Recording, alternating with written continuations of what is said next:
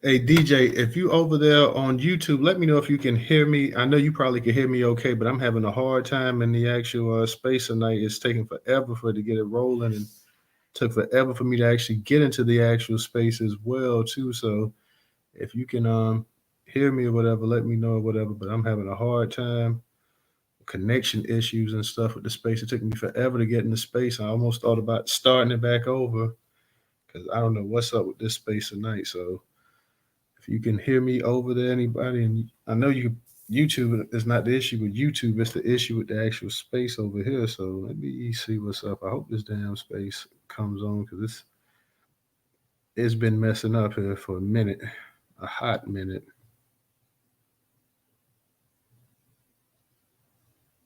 It's been messing up for a hot minute.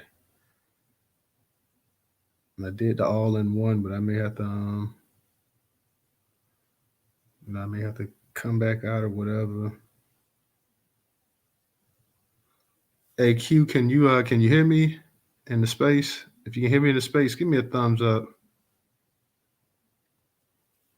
Give me a thumbs up if you can hear me. DJ, when you get a chance, come over to the space and see if you can hear me in the actual space. Cause like I said, I'm having some issues with the actual technical side over here today. I don't know what's up with the actual connection. It is it's jacked up tonight, so definitely. Let me see about trying to. I did the all in one, but I'm gonna have to see about something else because I'm having some issues right here. I want to get the space started, but I'm not sure how the connection gonna be tonight. So let me try something real quick. Try something real quick. Let me see.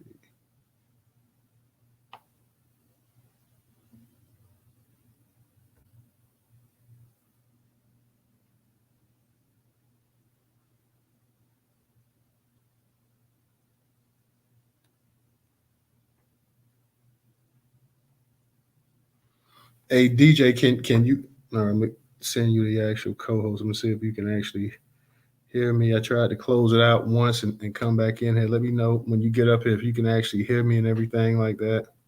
If you're having any issues getting up into the space as well too. Hey, can you hear me? Yeah, you good, bro. What's the word? Shout out to the room.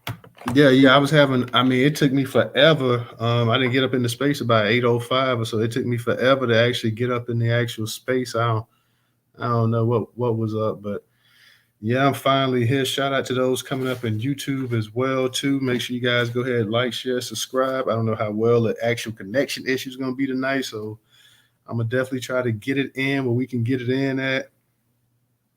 Hopefully, our people start rolling up in here. It's not going to be a long space tonight. A lot of people actually space from a couple nights ago that podcast, the one we did. What was that on the Dr. Claude Anderson and oh it was Dr. Claude Anderson and what was the other topic in that space? You remember? What was it? Lakini and Woods. Lakini Woods, like yeah, a lot of people they've been checking that actual video out over there on YouTube. So shout out to you guys for checking that video out. So yeah, man, I don't know what's been going on with the space tonight, but yeah, it's been a little bit it's been a little while. So I'm glad to go ahead and get it finally straightened because it was taking forever. What's up with StreamX? I see you over there and YouTube. It was taking forever for me to get online. I was like, damn. I was trying to find a way to go ahead and start it, just go ahead and cancel it and then start it back up. But finally seems to be working and stuff like that. So, we'll start our people I guess will start pulling up in here and whatnot. I was gonna leave with the Fat Joe situation, man. Fat Joe, this is the second time Fat Joe's actually been the host of the BET Hip Hop Awards. I want to touch up on that for everybody up in the space, coming up in the space, the podcast, YouTube tonight. And the title might be a little bit different here in YouTube land as compared to Twitter, because these Twitter spaces only give you so much room to actually write in the title. On YouTube, you're probably saying, you're looking at where it says, should Fat Joe host the BET Hip Hop Awards, Tupac case, Morgan State. We talk about the Morgan State shooting, of course, where you had 5 people that was shot. Uh, Laphonza Butler and Cornel West. We see today that Cornel West has decided to run as an independent.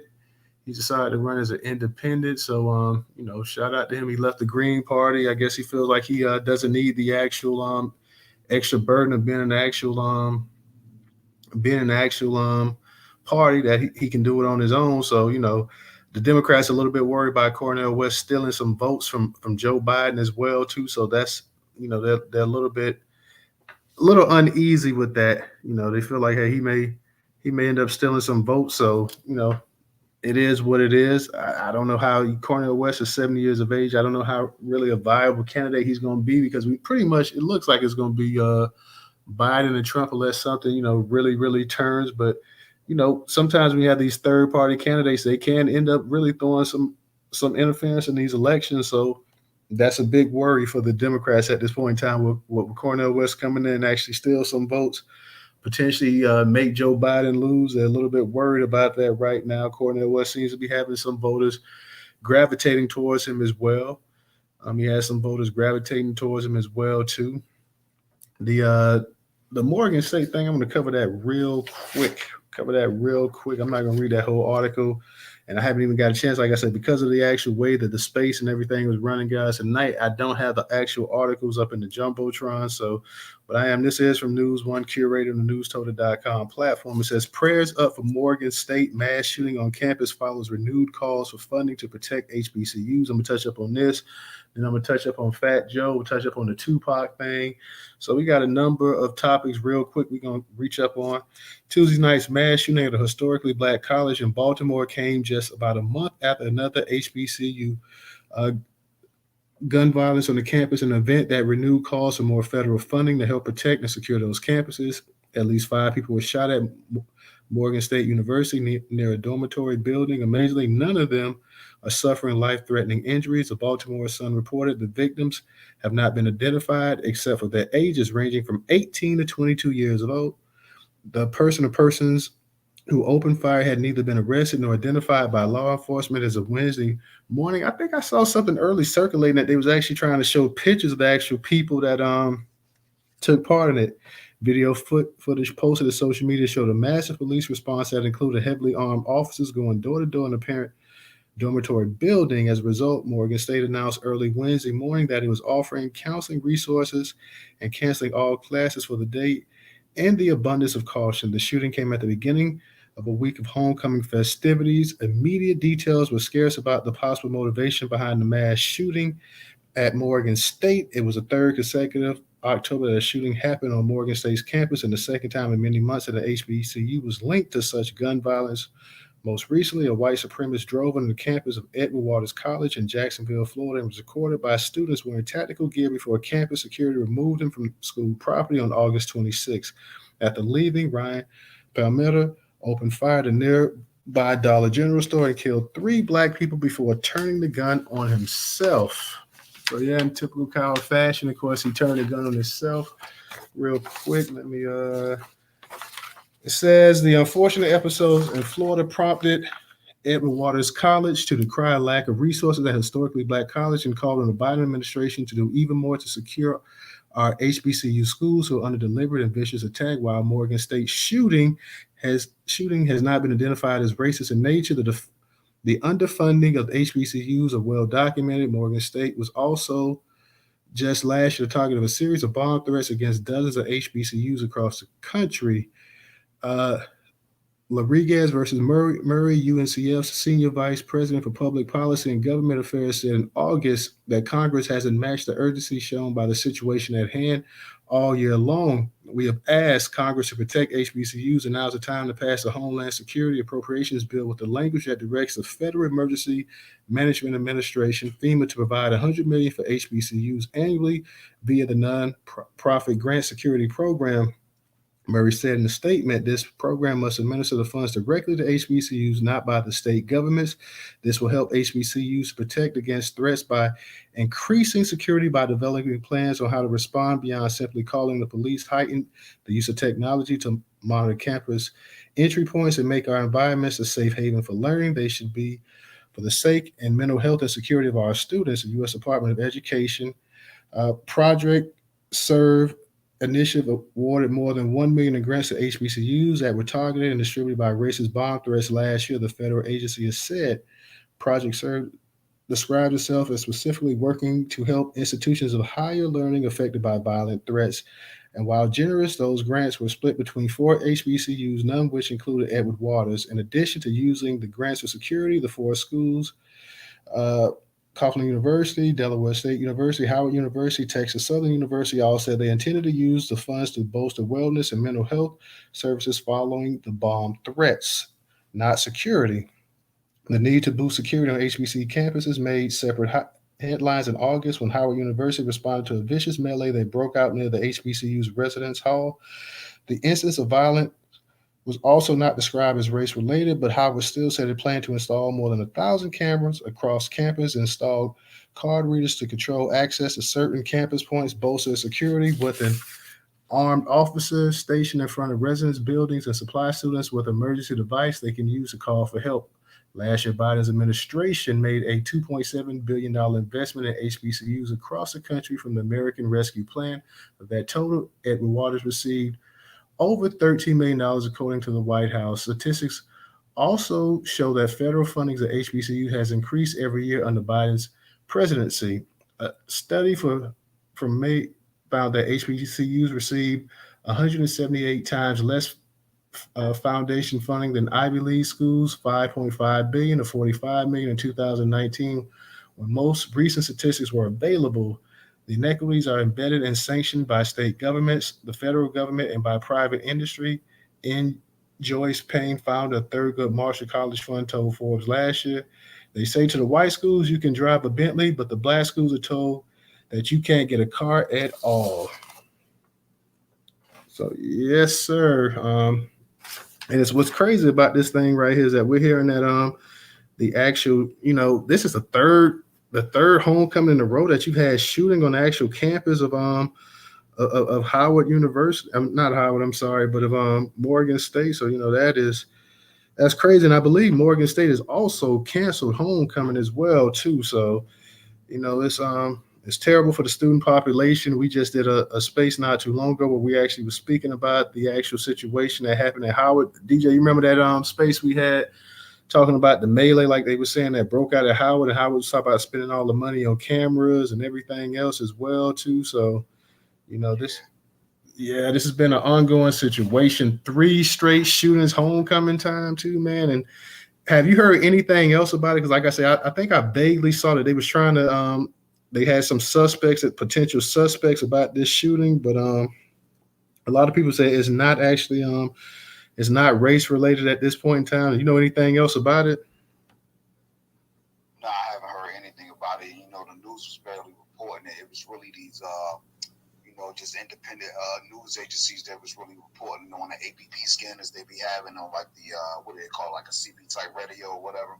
So that's the reports I was just letting the people hear in the room I had the night that I heard about it.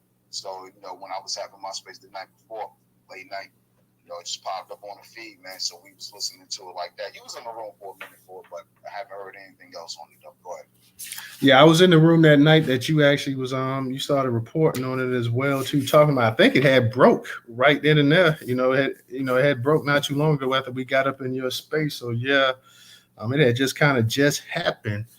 Real quick, man, I want to talk about the Tupac situation as well too, with Keefe D and everything going on. We're gonna get back, like I said, we just covered the Morgan State thing. We'll get back to anything else anybody wants to talk about. It says this is from Black Enterprise, curator Newstoter.com platform. When I get a chance, I will put the actual articles in a jumbotron. It says Tupac Shakur's final moments revealed and never seen before images and video. Amid the arrest of Dwayne Keefe D. Davis in connection with the murder of Tupac Shakur, investigators have released never before seen photos and videos of the late rapper's final moments. On Monday, October 2nd, a Las Vegas grand jury was shown the never before seen images as part of evidence from the night Tupac was murdered. KLAS reports the newly released video showed the moment Shakur and Death Row Records CEO Marion Suge Knight led a group of about a dozen men to attack rival gang member Orlando Baby Lane Anderson in the lobby of the MGM Grand in Las Vegas. The physical attack took place just hours before Tupac was gunned down on September 7th, 1996. One block from the Las Vegas Strip, Anderson was Davis' nephew and believed to have left the MGM Grand and went to alert his crew after the attack. Videos show Tupac and Knight leaving the MGM Grand. After the fight, photos show the bullet-ridden car that Tupac was a passenger in and the rapper's autopsy. Davis was seated in the front seat of the car that fired the shots into the BMW Knight was driving with Tupac in the passenger. Anderson and a third man, DeAndre Smith, were seated in the back seat and both are deceased. An affiliate of the Southside Crips and gang claims that Smith fired the shots and not Davis.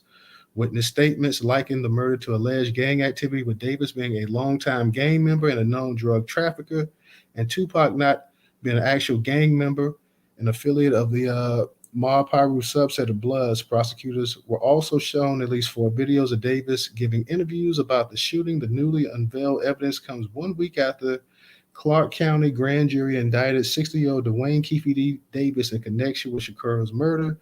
Davis might have felt comfortable speaking about the shooting in interviews due to the statute of limitations, but prosecutors said there is no such thing as statute of limitations for filing murder charges in Nevada, and charges can be filed against anyone who aids in murder, not just the person accused of pulling the trigger. This dude here, and matter of fact, I saw the other night that they had DJ Vlad was on CBS Evening News, and DJ Vlad was talking about it, and he was asking him questions about the actual murder and whatnot. And he basically was just saying that, pretty much he felt comfortable. Keefe D felt comfortable just running his mouth pretty much. Keefe D went from one platform to another platform, pretty much bragging about the actual death of Tupac. His nephew was dead, and everybody else that had any connection to the actual murder was dead as well, too. He had a deal from the I believe he had a deal from the actual DA and everything else. He could have just went ahead and lived his life and let everything go, but instead, Keefe D decided to go ahead and run his mouth. He kept talking. Now he's 60 years old. He's arrested, and he'll probably end up dying in prison over something that was almost 30 years old. The police really was not looking. The police really didn't care who killed Tupac, because if they cared, they would have been had him in prison years ago. The police didn't care who killed Tupac. The police didn't care who killed Biggie. Only reason that they went ahead and kept pushing this thing forward is that Keefe D just went ahead and just sent them a gift with the ribbon tied to it. He could have just left it alone, but he wouldn't leave it alone. He was pursuing clout. He liked the fame. Like I say, he's kind of throwing people on the bus, including his late nephew. Everybody pretty much knew that it was Orlando Anderson who was a trigger man behind this actual murder. Orlando's dead. But Keefe D would not let it go. So because Keefe D would not let it go, because he wanted to go to Vlad, he was on the Art of Dialogue. He was on the AMC documentaries they had one time.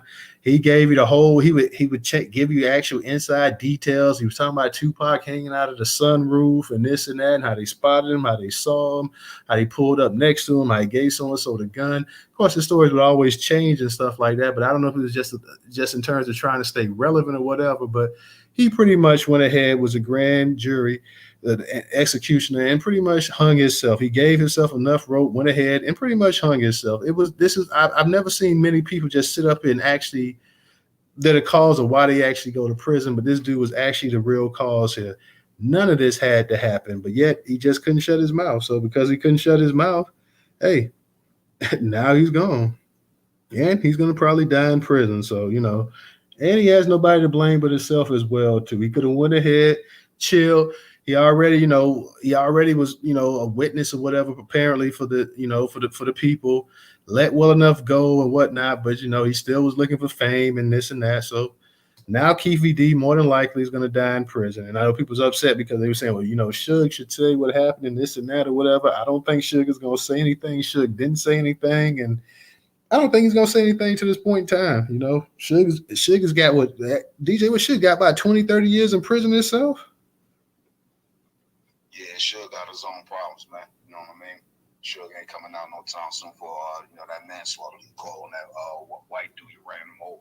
Oh, you talk about that when the white dude he ran over? That was your boy. That was on That was your boy on Training Day. Remember the one that was a blood on there. It was like the head blood on there when he was in the hood. The one like the one when Lorenzo came around, Denzel carried. He's like, I don't like that mug. I don't like him at all. Like that cat, he ran him over. You remember the character, like the dude that the one at the end, the one at the end that held the gun for Hoyt to go ahead and leave. The one said, "Go ahead, we got you." And he like, "Oh no, you didn't." He like, "Okay, I'm putting cases on all you." Like that was the one I believe he ran over that dude there. Yeah, it was him. Because now remember, Shook got into it with somebody in the parking lot. It was just a random citizen. I thought that was the white dude. But Suge, remember, it was like Suge. Somebody was on the driver's side, and he was like kind of hitting at him or whatever. But then Suge put it in reverse, and he ran over somebody. You know, I think he was getting into it with somebody on the driver's side. You know, and then Suge was trying to break out, and I believe it was your boy that he ran over from the Training Day movie. When you look at it, let me know, because the dude from the Training Day movie, he was on there, he was in there, so it had something to do with him. But either way, like you say, Suge ain't getting out no time soon. People upset with Suge, like if Suge was a real friend, he would say something. Like Suge wasn't gonna say nothing. Like these guys, and somebody was saying Suge already snitched or whatever. I don't know, but Suge wasn't gonna say nothing. And you know that's pretty much how they went about handling things. So unfortunately, you know. Too bad, but Keefy D is going to be going away for a very, very, very long time. Hey, Rerod Trouble, can you guys hear me? Because I know we was having some technical issues earlier. Can if y'all can hear me okay, everything's okay. I don't know how was it the connection getting up in the space. If you guys can hear me 100, okay, Trouble say okay. So just checking to make sure, because it took like 5 minutes. I just started the space about 8:05. I could not get into the actual space. I was having some issues, so you know, shout out to you guys. Go ahead, DJ. No, I'm just over here hitting this button though. But I guess just for the sake of saying it, did you post anything to the Jumbotron? Because I ain't see you post anything up there. I put a couple pieces up in there. But go ahead. No, I didn't put anything in the Jumbotron. Like I said, I was having so much issues getting up in the space tonight that I was just trying to go ahead and get the space, make sure everything was running cool, because I couldn't I couldn't get up in the space for a minute, man. I don't know what happened. I was trying to reset it actually too, because I couldn't get up into space. So, like I said, I didn't get up into the space about 8:05. So, you know, it is when I get a chance, I'm gonna try to put these articles and place them up in the Jumbotron when I get a chance. But no, I didn't have a chance to put anything up in there so far. But all right, we'll touch up on the we're gonna touch up on we're gonna touch up on Fat Joe ass too, because I'm trying to figure out what's up with BET. But let me touch up on the Laphonza Butler thing. Despite backlash over token black appointment, California Governor Gary Newsom selects Laphonza Butler to hold Dianne Feinstein's Senate seat. Governor Gavin Newsom has announced that Laphonza Butler, the president of Emily's List, the nation's largest organization dedicated to electing women, will complete the U.S. Senator Dianne Feinstein's term until 2024. DJ, while I'm up here, if anybody trying to come up here, go ahead and let them come up here, because go ahead and handle it while I'm touching up on this real quick. Butler's selection derives from Newsom's vow to appoint a black woman to the interim position, as there are currently no women of African descent in the Senate.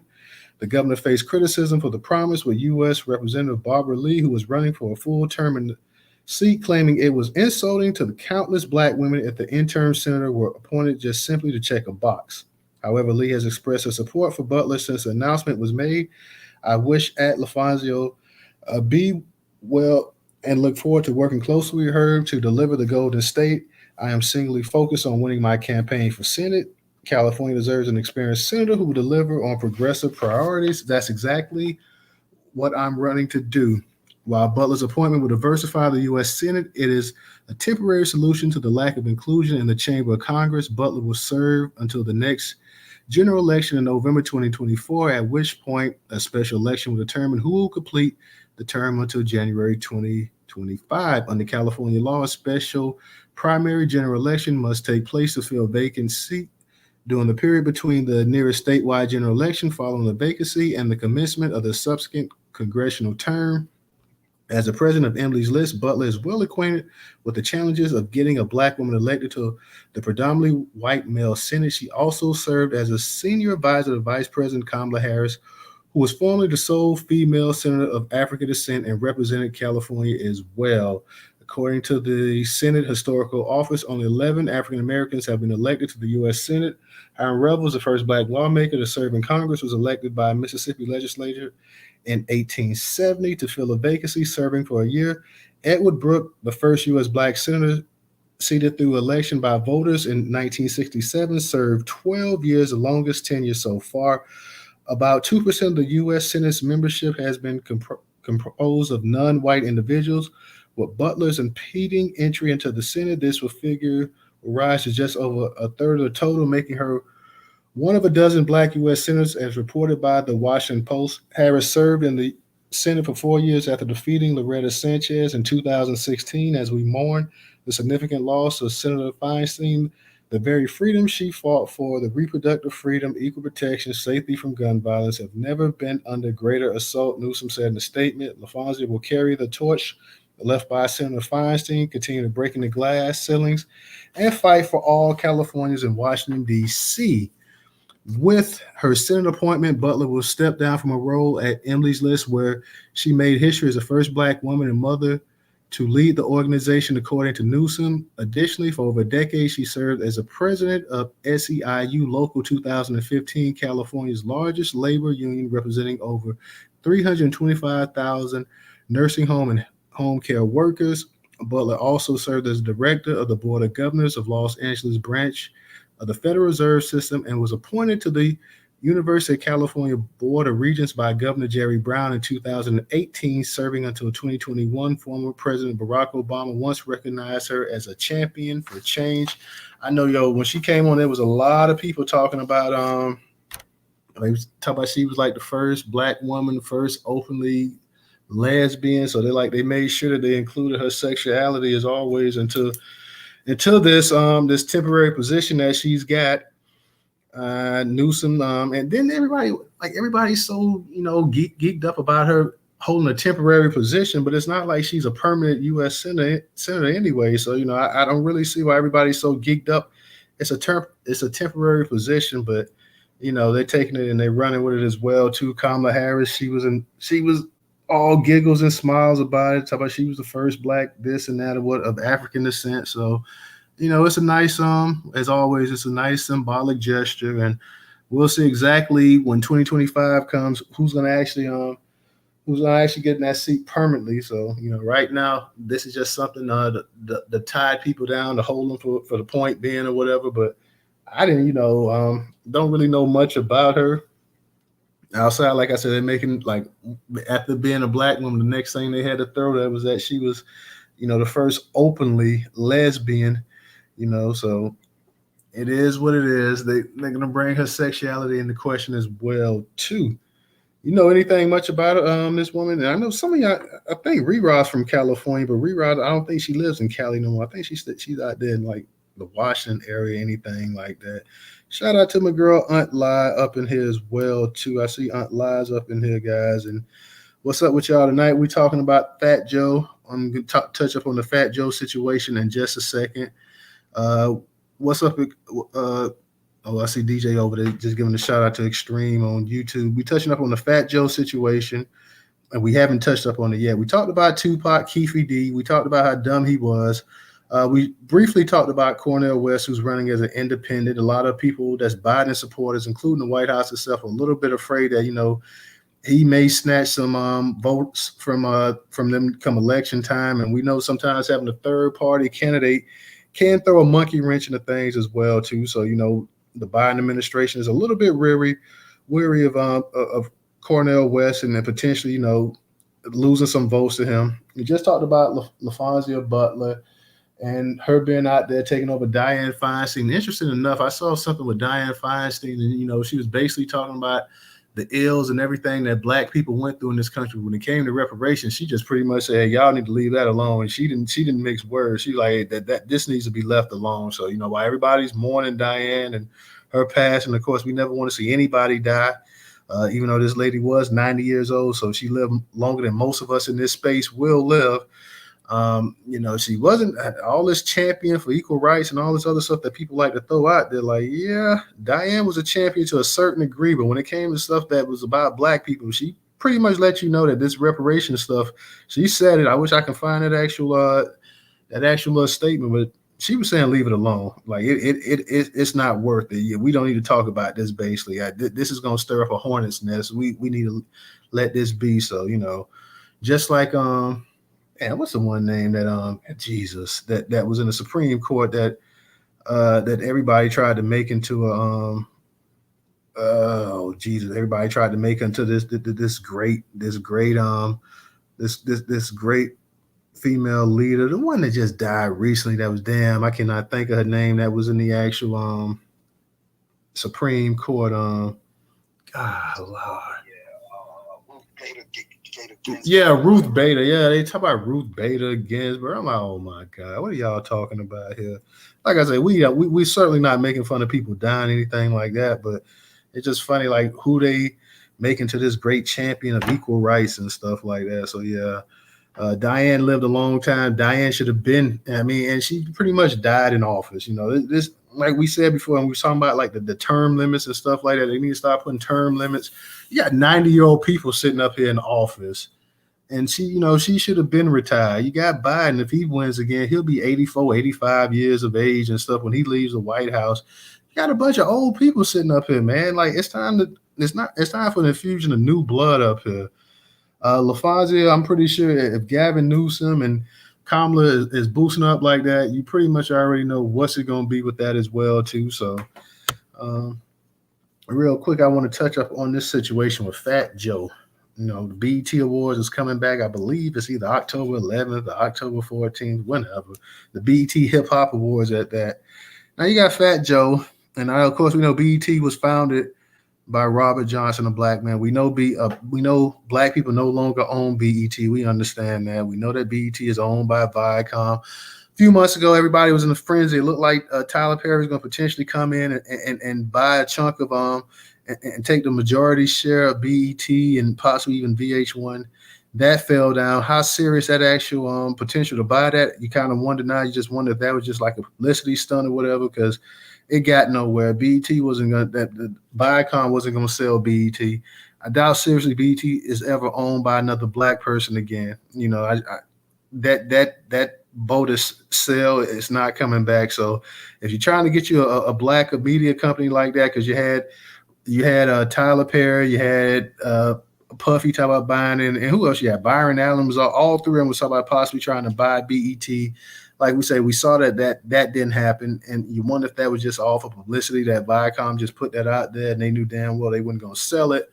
But now we got, for the second time, we got Fat Joe coming back. Fat Joe is a Puerto Rican, Cuban, or whatever, Latino. And the Fat Joe, we know his history because he's been on the Breakfast Club. Fat Joe's been on a number of things, and people called him out about his usage of the N-word. And Fat Joe has never been apologetic for it. He feels like, hey, I grew up around a bunch of niggas, so I can say nigga as much as I want to say nigga. And who cares how anybody feels? Nobody's gonna shame me into you stop saying nigga. So now you got this dude that comes up in here and you don't hear any of the black artists say anything.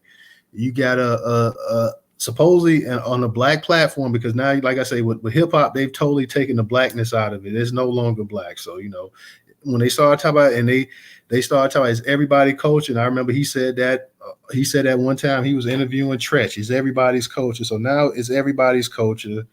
And since it's everybody's culture, everybody can say nigga, and he's been saying nigga for the longest. And up there in New York, nobody's ever stopped him from saying nigga. He said nigga as much as he wants to say. So you have this dude that comes up here that makes this lie that says that hip hop was 50-50 creation. He's going to be hosting the BET Awards. And that's another thing. Black people should try to go ahead and get BET to actually change the name from Black Entertainment as well, too. It's no longer Black Entertainment. It's not owned by black people. And you don't even have black people hosting a damn award show. So, he's going to be hosting an award show again.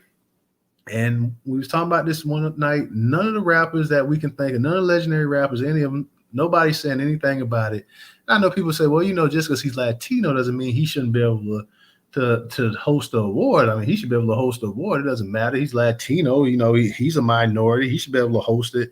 You got a dude that's sitting up here telling you that he'll say the N word whenever he wants to, basically. How he'll say it whenever he wants to because he grew up. He's not saying it like a slave owner. I think he said one time, I'm not saying it like a slave owner. So I'm saying it different. I'm not, when I say it's coming from a different point of view, it's coming from a different perspective. I'm not saying it to be racist. It's pretty much what he's saying. He's saying it in a brotherly way. And because he was raised up in New York around a bunch of black people, he gets a pass. And black people say, hey, I don't hear any black people in New York saying, hey, he's wrong on that. Nobody said anything. Fat Joe been rapping for 30 years now. Fat Joe been on the scene since the early 90s.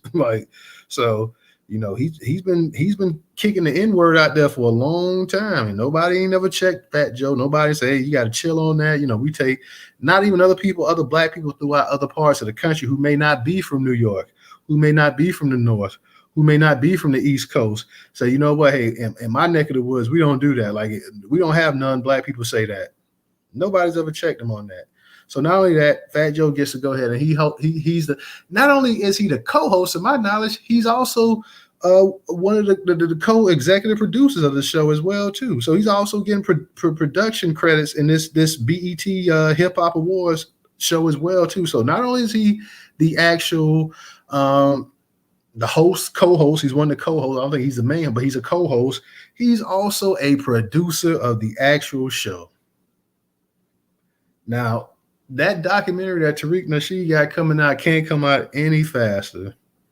You're gonna have a lot of people pissed off when that documentary come out. I can imagine what it's gonna be. I heard the trailers already come out, but this is what we're talking about right here. This dude is already, he's not only a co-host, he's also executive producer, and you don't hear not one black person make a peep out of it. Not one black person said anything whatsoever about this. Now you couldn't host no Latino award show, be black, just be a regular black dude. Forget being a black, Latino, Hispanic, or whatever. Just being a regular black dude, host a Latino award show, and have a history of saying anti-Latino things, saying Latino slurs, Hispanic slurs, and everybody sit up there and act like they never heard you say that. You wouldn't have anything like this go on. It would be no equivalent of this, but it's equivalent with this in Black America. I mean, explain this to me. DJ, I know you from up north. You still up in the space? Like, explain. I know it's a difference between you from Jersey and that's New York or whatever, but I mean, what's up with that? Like, I mean, I know it's a difference. I know y'all not from the exact same place, but my man Extreme Ed says Black New Yorkers have been warm with Puerto Ricans forever. Yo, Extreme, I'm not saying they haven't, but man, somebody should come out and say something like, hey, man, this is, we can't have this. Like, I don't see anybody in the media saying, yo, why is Fat Joe hosting this? But then I guess you can't say why he's hosting it when actually white people actually own the company that's going to be actually presenting the award show. It's once again, it's another black front. It's blackface again thrown right in your face. BET is really Viacom, owned by Viacom. It's just in its name is still BET. And now you got somebody who calls you nigga. That's the actual host and a producer of the actual show. DJ, you up in the space? Yeah, I'm here. So with that being said, just to answer your question and say what rebuttal. Hey, real quick, because Extreme X, he did make a good point. He says J-Lo hosted the Motown Awards. Now, I don't know if it was a Motown Awards, but it was a special dedicated. It was a special on the actual it was a special on the Grammy Awards. I think she sung yeah. And Stephanie Mills said something about that, but go ahead.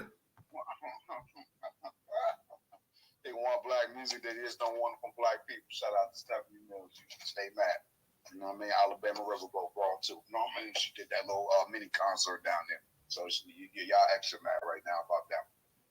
But Extreme is right. Black New Yorkers have been warring with Puerto Ricans forever, and we still kind of beefing with these folks out here. You know what I'm saying? To some sort of way, shape, size, or form. They never supported us or came into our black establishments or done any of that. So only Punk get a pass, to be honest with you, because he was the only one out of the whole Terror Squad that ever acknowledged, like, yo, I'm doing black music, and this comes from the black soul artists and shit. Pun used to talk about that stuff. So even when you got a joker like Fat Joe, okay, yeah, you grew up in the Bronx, you grew up around a multitude of different people. You're an adult, bro. Be an adult when people say, hey, look, we don't like you talking about this. It's not like you're a kid anymore, and you was doing that when you was a kid. You know what I'm saying? You're still doing it as an adult. So when you say, hey, ain't nobody going,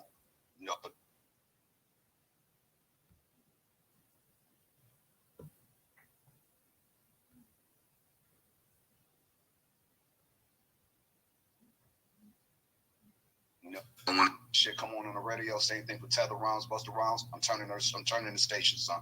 It's over. You know what I mean? Same thing with Buster. Who you saying America's ain't got no culture? Who you specifically referring to? Hey, I am Money and Keanu Q or air quotes. I'm trying to bring y'all up in trouble. I think it's something with the space. I think the space has been kicking people out and kicking them from I'm gonna see if I can clear the cache real quick, but I think it's the actual space because we had a bunch of people come in and it seemed like they request to speak and then they get kicked out. So like I say, it's something up with the space tonight, man. So go ahead and hold it down 1 second. I'm gonna see if I can clear the cache and see if that may help. For sure. So shout out to the room, share the room, and help the algorithm stop from kicking y'all asses up out of the house. You know what I mean? Pretty much, yo. And like I said, Keanu Q, you might have to restart your phone, check for updates. Y'all know how this this crappy ass Twitter app goes for the most part. Hold on, let me put a little video up here. Yeah, I just put a video in the purple chat, and I put it in the jumbotron. It says updating apps on Android plus Twitter payment system. So it's the same thing if you got an iPhone or whatever the case be. Just check for updates in the App Store. Check for operating system updates. Make sure you restart your phone, and then close out all other apps and just have Twitter running in the background. Hopefully that helps. But I know for a fact, y'all who are iPhone users, y'all got definite issues on iPhone 11, 12, 13, maybe the 14 and 15 too that just came out. And y'all got issues with this Twitter app or whatever. So, and Twitter just updated. So, I think Brother Ray got an iPhone. He had the same particular issue the other day. And he just checked for an update. And then, it worked like that. And so check your phone for updates. Check your app store for update. And update it for Android too. Matter of fact, the Android system web view, for those that know what that is, that helps out with the graphical usage as far as certain features that are on your phone. So go and check for updates or whatever the case be. And with that being said, share the room out too. Shout out to Social too. Shout out to Social. Hey, Social, see if you could come up here too. Seem like we're having an issue. Yeah, we having a big issue. Like I say, I was having an issue just getting up in the space and actually starting it up. I know Rera, she just requested to speak. I approved her, and like I said, people are requesting to speak and it's kicking them out the room. People coming in, it's been kicking them out. So this, I hate when the spaces get like this. Like it just be too jacked up. So I'm not even gonna keep this space open too long because all this constant coming in and people getting kicked out and stuff like that. Because like I say, it took me forever to actually get this doggone space started tonight. Like, I'm normally 8 o'clock sharp it's on, but it took about 8:05. I'm like, damn, what's going on or whatever. So it's been kicking people out. It's been kicking people up out of speaker. So I don't know exactly what's up tonight with this, but you know how these spaces be sometimes, man. And this is one of these spaces tonight where it's just running like crap right here. So we'll try to keep it open for as long as we can, but it is frustrating. I know Trouble says she tried to come up. I saw a comment. Rera, I saw her try to come up. I saw a couple people try to come up, but they couldn't. Still trying to come out. Just like stuck, bro. She's still trying to come up. I'm gonna send her the invite to speak, but let me see if I can send her the invite. So we can get her up here. Okay, you already sent it to him. Okay, so yeah, guys, I'm not exactly sure what's up tonight with the space. I'm gonna be honest. It's messed up. But we're talking about Fat Joe, and like I said, we and DJ were just talking about Fat Joe. We talking about the Tupac case. We talking about Cornel West. We talk about Laphonza Butler. We talk about the Morgan State shooting. Definitely, man. Morgan State thing is that's trouble trying to come up. And now watch. Let's see what it does to her now. And we sent her. You sent her the invite too. So I don't know what's up with this thing. I was going to say, I mean, She was don't feel like one, but close the space and just start another. Close the space and just start another one. Yeah, Rick. But before you do that, restart your phone though. You feel what I'm saying? Make sure any because you travel throughout the day, so it's like I already did that before the space started. Let me I may go ahead and do that because like I say, this is like this is you know what it could be too. You got too many hashtags in the headline chat that definitely flags the space, bro. You know what I'm saying? what? Yeah. That flag the space. Yeah. Who told you that? No, I just know from experience. Keep it real, keep it real. You know what I mean? I've been at this shit for a minute. You know what I'm saying? No. I'm trying to figure that's what I was saying. We said fuck Twitter. Let's roll off this phone. Keep it real, man. Hey, Trevor, I don't hit this button 10 times, bro. It's over. What I'm gonna do, guys, I am gonna probably try to because I already restarted the phone and all the other stuff as well too. So I'm gonna go ahead and try to restart the space up, and then we'll go ahead and try to see if we can go ahead and Jim X. I'm listening on X.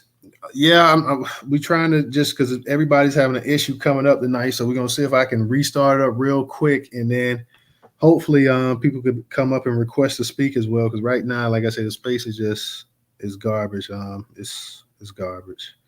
So let me see what's up, y'all. I'm gonna end it real quick and then we'll start it right back. I ain't gonna restart the phone because I done restarted the phone before the space started. So and all in one and all other stuff as well too. So let me see. Rerod, try to come up one more. I'm gonna see if I can close it out real quick and then while y'all on here speaking, and then I'm gonna see if maybe that'll change it real quick again because I've tried that a couple times too. So hold it down real quick and I'll be right back. Let's see if we can get this thing rolling.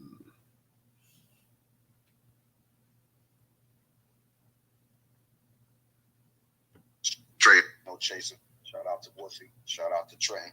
Fire was good. You know what I mean? Space Ghost was good. All right. I see. All right, Ray. I'm trying to hit the button. I just hit the button for Ray. It done dropped him down. Okay, yeah. I'm finna shut the space down, and then I'm gonna start another one right back up and see what's up. So we'll be right back, y'all. Everybody, All right. everybody on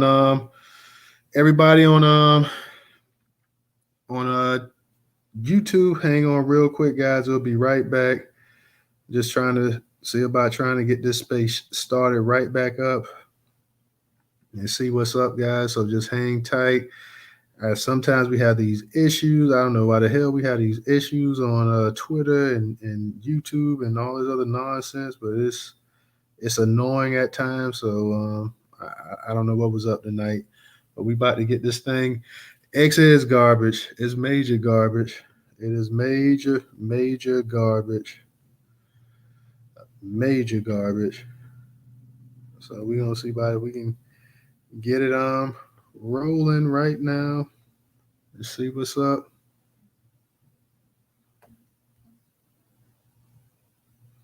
And see if we can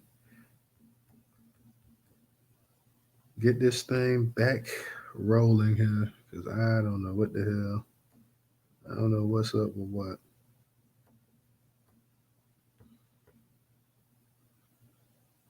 All our people was trying to talk, but nobody could talk because every time they request to come up to speak, damn thing was jacked up. So I don't know. We gonna see now, guys. I'm about to get ready, get it back started.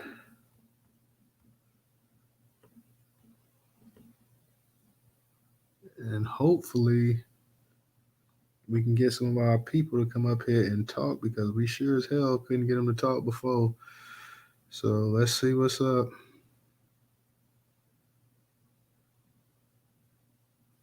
Let's see what's up.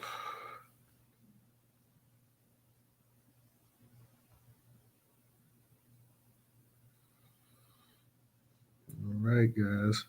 For those of y'all that's in the YouTube channel tonight, we've been talking about of course we're talking about Fat Joe.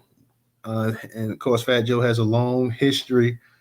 Fat Joe has a long history of dropping the N word. So we're talking about him, like we're trying to figure out how can Fat Joe come up here on a channel that's supposedly a black channel, because we know it ain't owned by black folks, host it, have all kind of anti-black this, anti that, and he can come up. Re-Rock, can you hear me? Re-Rock, request a microphone. Let me see if I can get you up here real quick since we started this new space. Just request it, even if you just come up here and let me see if I can get you up here. Stephanie, what's up? I just want to see if we can get you up here real quick. Let me see. Have everything working. Okay, so now we got you back. So we had to restart the damn space up to go ahead, and I don't know what was up with this space tonight. It was janky as hell, to say the least. Damn. I hate when you have to restart the whole damn space up like that too. Really, I hate that. Damn.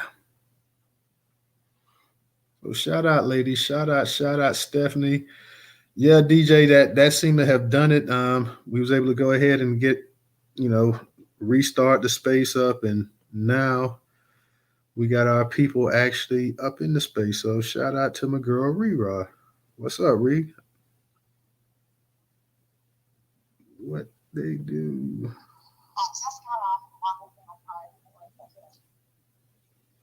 I couldn't hear you driving the car. Yeah, she just got off work, she said. Oh, okay. I forget that you out there on the West Coast too. So yeah. Yeah, what's up to my man Trenton as well too? I see Trenton up in the space as well too. So shout out to Trenton. What's up, Trenton? What's going on with you, brother? Stephanie, what's up? What's up? Hopefully our people, y'all go ahead and retweet it out so we see if we can get our people to come back up into space, because that space was kicking people up out the space too, man. It was it was kicking a lot of people up out the space as well too. So K3, what's going on, man? And yeah, man, I kind of DJ. I kind of like to see some of these rappers step up and say something about this whole. Ray, if you want to speak, go ahead and request to speak as well too. It's straight now. It seems like I kind of like to see some of these rappers step up and say something about this. I mean, it's like what's his name? Like Fat Joe. He's some kind of arrogant. He gonna tell you what he gonna call you or whatever. And nobody checks this dude. Like I swear, like if he was down south, he would have been got checked with that whole N-word, dropping the N-word left and right like that. He would have been got checked. He wouldn't have been rapping like this for years and stuff like this. But he's been given a pass. So yeah, as long as he's given a pass, they're gonna keep letting him get a pass and keep letting him say it or whatever. Nigga done enriched himself off a black coach and sitting up here stealing and talking about what it's a 50-50 and all this other dumb stuff as well too. Go ahead, Rera. I mean, with Fat Joe, I think it's really messed up. It's like if people are asking you not to say something, you like fuck what they have to say. I'm gonna say it anyway. I find that really just appalling, because we ain't running around calling him all kind of derogatory Mexican names or Puerto Rican, wherever he come from. And if he asks one of us to stop, if we had a name, we really need to get these names together, you guys. We are the only ones that don't have names for people. But if we had a name and he didn't, and someone said, "Hey, I don't feel comfortable with you saying that," I'd be like, "Okay, my bad." That's definitely not true. What? What do you mean it's not true? We call these jokers spics, all types of shit. So that's not true, sister. We got names for them too. Just but like is that Puerto Rican? No, I thought that was like Mexican. No, spic is a slang for Spanish. Oh, okay. Well, we don't hit that. It doesn't really hit that hard to me. But maybe we should come up with some new names. Well, okay. I got you. Hold on a second. So I had someone say, a Spanish dude, say, "Hey, what's up, my N-word?" And I said, "Hey, what's up, spic? Don't say that to me." His eyes bugged out. He was like, "Oh," and then when I explained it to him, I said, "Hey, it don't feel good, do it?" He was like, "Yeah, you're right." You know what I mean? There you go. You know what I mean? Trust me, these Africans, they still hurt over the African booty scratching jokes from the 80s, man. Trust me on this, sister. No, I know. I worked at Tesla, and it was terrible. I mean, they were saying it at work. What's up, nigga? I mean, and they were saying it to each other. And that really threw me off. I was like, what? You guys are calling each other that now? The whole word is just, gotten out of control, gotten out of hand. If you ask me, I'll land there. No, yeah, and real quick, let me ask you something because I know you was a Tupac fan. What do you think about the situation with Keefe D? Pretty much ratting on himself. Oh, he's a dumbass. He should just let it go. But I'm also mad at Suge Knight because he did kind of say something. He was like, "That's not who did it. Everybody's gonna be real surprised when they find out who really did it," or something to that accord, you know. And I'm just like, "Bro, if you know who did it, say something." So it's like, was everybody hating on Tupac? I feel like they was all hating on Tupac. Yeah, the one that did it is dead. Orlando Anderson, wasn't he the trigger man? I mean, that's what we was always told, that Orlando Anderson was the one that was the actual trigger man. Ray, go ahead. You got it. What's up, y'all? So I just What's wanted up? to point this out.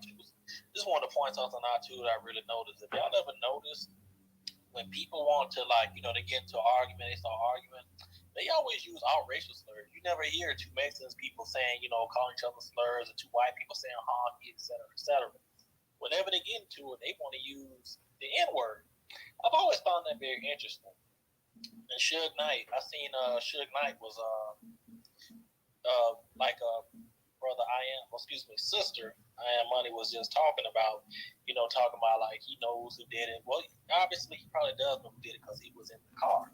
But the thing is, he's not going to tell anybody because y'all don't forget that Suge Knight is still in jail. And, you know, word travels quickly, especially with the internet. And if he's perceived as a snitch, his life could be ended in jail. So, I don't know. I kind of hate to say this, but I kind of believe Greg Kading and Keefe D on this one. Considering, you know, they have all these tapes and stuff from 10 years ago and the story has been consistent, it only makes sense that, you know, what's his name, Orlando Anderson shot Tupac because Tupac jumped on him in the MGM Grand after that Mike Tyson and Bruce Seldon fight. It really only makes sense. I land there. Real talk, real talk. And Suge said a long time ago, Suge, when they asked him like years ago, would you tell if you knew? He like, absolutely not. I mean, he like, it's a police job to, you know, so Suge's not going to say anything about that. He hadn't said anything in almost 30 years. I definitely don't think he's going to say nothing now just to be on the real side. Go ahead, Ray. So I just wanted to add this too. And this is just obviously my theory. But if I was Puffy, I would be real nervous right now. The reason being because Keefe D, you know, obviously he's gone on tape telling what happened. So I think to save his own ass, they might ask him now, okay, well, we know everything about Tupac. I want you to tell me how Biggie got killed. That could be something that he might do to keep himself out of trouble. And I've heard theories that, you know, Diddy's been tied into this. So I don't know, it could get real interesting. Yeah, he may be a little nervous right now. I mean, that's for certain. I don't know, man. It's like I said, this dude didn't even have to bring this up here because the cops weren't going to do nothing. The cops didn't care. To be honest, the cops could care less about black people murdering each other. When this whole story happened, a lot of these cops felt like, hey, they wish more of these rappers would go ahead and blow each other off. So, and the fact of the matter, man, you just went ahead and you just. They couldn't get your nephew and arrest him and stuff like that. So you just pretty much gave them what they wanted, a way to say that they tied up the loose end. Like, oh yeah, you weren't investigating anything. This was a cold case. You weren't putting any money into it. It went until this dude started running his yap and this and that. And best believe when he started getting on these platforms telling this stuff like that, you had people that saw this and actually went back and told them, just tipped them off like, hey, you know, one of the guys that was in the car that night with the alleged shooter of Tupac, you know, Keefe D, he's sitting up there. He's going platform to platform. He's just running his mouth, telling everybody what went on and what happened and stuff like that. Yeah, he is. Oh, yeah. He's scheduled to be on Vlad this week. Okay, well, we'll go ahead and we'll tune in and we'll listen to what he got to say. So he just went ahead and just kept talking. Then he go to AMC. Then he go to Art of Dialogue. Then he go to anybody that got any money to tell him. He'll go to anybody that'll listen to him. So he just kept going back and forth, back and forth. Now, I see he came into court, and I think he came into court today, and he was all broke down. He was limping and whatnot. Like, yo, straighten that limp up. Straighten that walk up, bro. Like, I mean, you was poking your chest out the whole time. Like I said, nobody was going to do anything to you. You were scot-free with this right here. Dumbass. Do you not know that even if you didn't yourself pull the damn trigger, you were considered an accessory to murder? Why are you sitting up here talking and telling everybody this? You didn't have to be the trigger man. The fact of the matter that you was up in the actual vehicle with the alleged shooters, the alleged killers, is going to make you guilty, especially if everybody else is dead. I didn't even understand what this dude was. Even when I saw that one a couple years ago, he was on AMC and he just sitting there. And yeah, and we just pulled right up next to him, and I'm like, holy shit! I'm like, am I listening to this clip? And I'm thinking like, damn, like I was wondering at that time, like how wasn't this dude arrested? How didn't anybody arrest this fool? Sure enough, you just went ahead and just gave yourself enough rope to be hung. Stephanie, how you doing tonight? Go ahead and unmute your mic. Hello, sir. How you doing? Hey, chat. How's everybody doing? What's up? What's going on, DJ? What's going on? I just wanted to say, as far as the Tupac situation, gotta understand, and this is what I think. It's election season, so they want to entice the black voters and say, hey, look, we caught Tupac. Hey, look, vote for me. We caught Tupac. To me, it's more symbolism because they sat on all of this evidence for the most part ever since this man's murder. They sat on a lot of evidence after Biggie was murdered. Everybody's been saying, they've been running into brick walls, dead ends. So now all of a sudden, because it's coming close to 2024, now they caught Tupac's killer. I mean, come on. We've been saying this for years, okay? And I even told Kamala Harris, I said, great. What about Matrice Richardson? Well, how come nobody's found her killer? And she's doing all these tours, going around and talking about elections. They're doing this to try to attract the younger voters. Now, as far as Fat Joe, I was in close circles with people who was kind of affiliated with a small beef that they had with him. Fat Joe is a bully. He's been that way for years. They used to call him Joey Crack. He even said it in a couple of his rhymes early when he first came out. Fat Joe took somebody's lyrics, and this was years ago. Took somebody's lyrics from somebody, and that's how he blew up. A lot of people don't know that, but that's how he blew up. He stole somebody's lyrics and made a song out of it and got famous. And it was going to be some retaliation behind it, but it was too many people out there that day because they said he came through there, but that one particular time, that was an opportunity for them to get him. And they wasn't able to because it was too many people out there. So yeah, but far as he's concerned, he should have been canceled a long time ago. I've been telling people about this guy for years. He is not to be trusted. Far as Cornel West is concerned, Cornel West, I kind of don't trust him. I mean, he says a lot of good things, but he also says some shaky things as well. And I'm tired of us having people that we ride with, and then once they get in a position of power, they tend to look the other way when it comes to us. So action speaks louder than words. You know what I mean? Laphonza Butler, I can't remember who that is. If you could just that's the one that's been appointed to, when Dianne Feinstein died, she's the temporary replacement in her seat, pretty much. Just. Oh, okay, yeah. She's it's nothing more than more symbolism. That's what they're throwing at us. This is just a punch to the black community's face. This is what they like to throw at us. So no, it's not going to work. We've been there. We've done that. We've seen this for over 6 decades now. I'm tired of the people of color thing. I'm tired of it. All lives. I'm tired of it. It hasn't worked out. We've seen face to face who our real enemies are. And it's the same people that laugh and grin in your face and say, hey, we're brothers, we're sisters, we're this, we're that.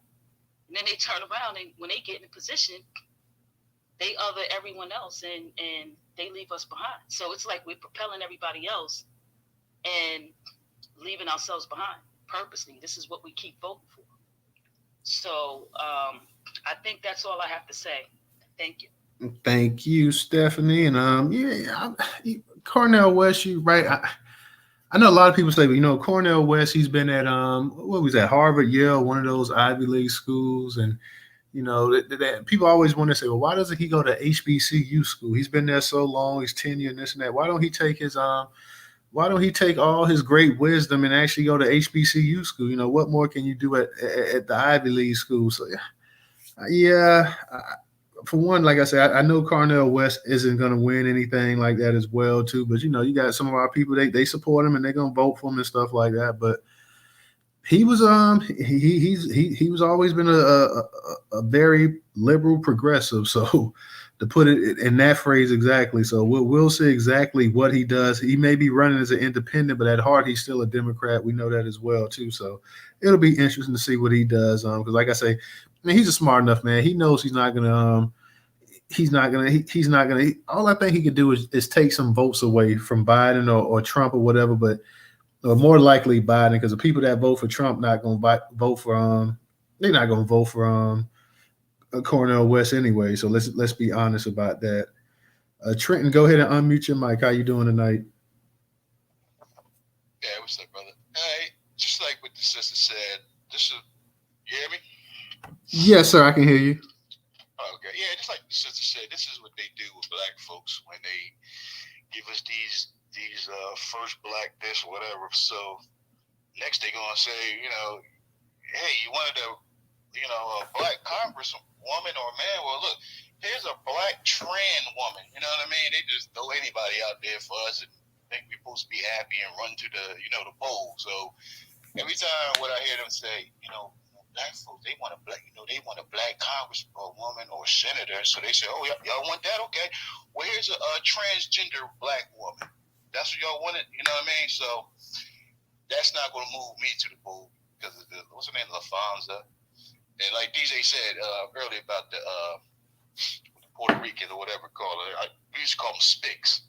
And like DJ said, like I remember when I got a little older and I heard like Puerto Ricans, they be like, yeah, my nigga. Now I sit back and I'm like, okay, all right, what's up, my Spic? And they look at you, you know what I mean? Just like Mexicans, like the brother said earlier, they be like, you know what I mean, my nigga. So I'll be like, all right, what's up, my white back? And then they look at you like, yo, man. I'm like, nah, you want to call me my nigga? Just like the Arabs, all right, what's up, my sand nigga? You know what I mean? Hit them right back with it.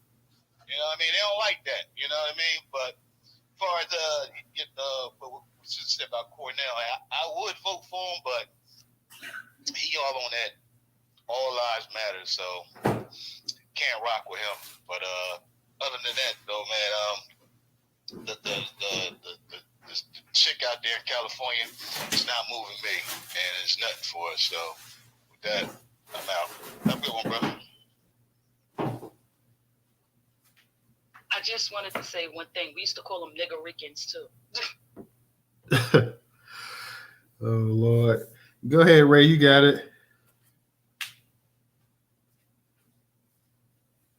Alright, what's up, y'all? So I just want to give y'all an alternate theory to think about, from what Suge Knight said. Like I said, obviously, I still think Orlando was a shooter, but you got to think about this, too. There was 4 people in the car, so KBD was in the front on the driver's side. Orlando Anderson was in the back passenger side, and then Big Dre was on the driver's side back, and then I believe the guy Terrence T. Money, I believe that was his name, he was the actual driver, right? Big Dre that was in the back, this dude was like 400 pounds. So the story, the way it's told is, could he, possibly have been the shooter? Since obviously he was on that side. Obviously, him and Tupac, when I say him, I'm talking about Orlando Anderson and Tupac, they had gotten to that fight after leaving the fight. But there was actually 2 witnesses. A lot of people don't know this. Some probably do. There was 2 witnesses that actually saw exactly what happened. One of them was one of Tupac's outlaws, Gaddafi. And then the other one was, I think his name was Frank Anderson. I believe he was like a security guard or something for, I believe he was a security guard for Death Row back in, and he actually saw, Yeah, So, Frank is dead too now. Yeah, that's the thing. And Gaddafi, he died, I believe it was 3 to 4 months after the Tupac shooting. He was killed execution style. But Gaddafi, he actually made direct eye contact with the shooter. He was obviously the most tangible witness, the case being solved. But like I said, he got killed a couple months later. So in Keefe D, he pinned the shooting on Orlando. Obviously the theory, since, they had just gotten the fight, like I said, it also allows Orlando to be tied in with Tupac forever. He goes on like the fourth one. That's the word I'm looking for. His ties to the greatest and best rapper of all time for doing the killing. But the thing is, like I was saying, both those key witnesses, they said that it was like a big black, like dark arm that reached out of the window. That's what Gaddafi and the other guy said. And the only person that fits that description was Big Dre, who was sitting, like I said, on the back driver's side. So I don't know, man. Suge Knight might be telling the truth, but I don't know. He's not really a person that's been really credible, so I don't really want to believe anything he says. All right, Ray, DJ, go ahead. You got it. Yeah, Gaddafi wasn't killed execution style. That was actually an accident. Jokers was drinking blunts and smoking blunts and shit. The pistol went off and shit. I actually don't know the brother that did it by accident and shit. He served time. You know what I'm saying? Well, what I mean is execution shots. He was shot in the head. That's what I mean. Right. But it was still an accident though. On that note, though, you know what I mean? It wasn't purposeful as far as someone intended to do it. You know what I mean? It really was just an accident because niggas was playing around with the pistol and the shit went off, bro. You know what I mean?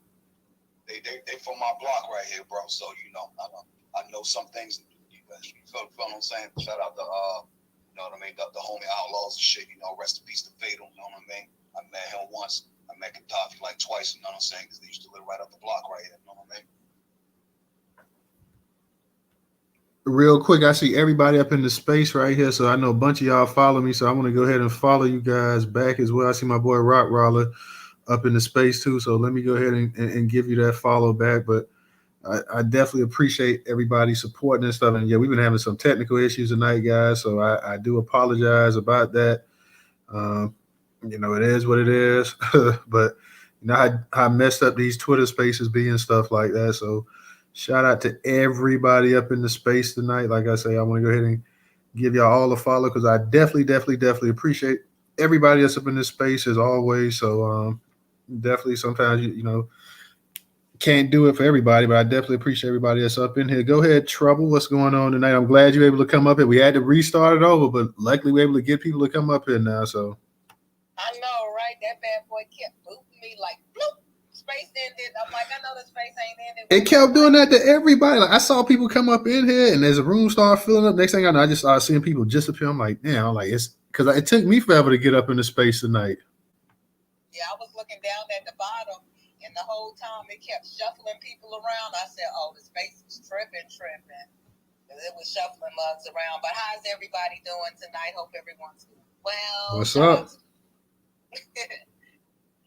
Shout out to the host and everybody in the space. So I'm gonna start with DJ. But they tried to interview Suge while Suge was inside the prison, and Suge just said that the only thing he really said from the interview, that part that I heard, was him saying that Keefe D wasn't the shooter, but other than that, he wasn't going to give them an interview, and he wasn't telling who the real shooter was. He wasn't getting ready to go, I guess, against street code as far as snitching was, but he was saying what Keefe D was saying wasn't exactly the truth. All of the different variations of stories that he had as far as when they pulled up and what had happened, shit was like that wasn't the truth. But at the same time, he won't name the shooter. And I just find it suspicious that all of the witnesses are dead. And I don't think, even though homie was inside of the car, he's told a lot of different stories. Suge is not credible. Keefe D is not credible. And I don't care what they say, I still feel like it's something else that was going on in the background for the reason why not only Pac died that day, but then later on Biggie died too. And to me, it's just too coincidental.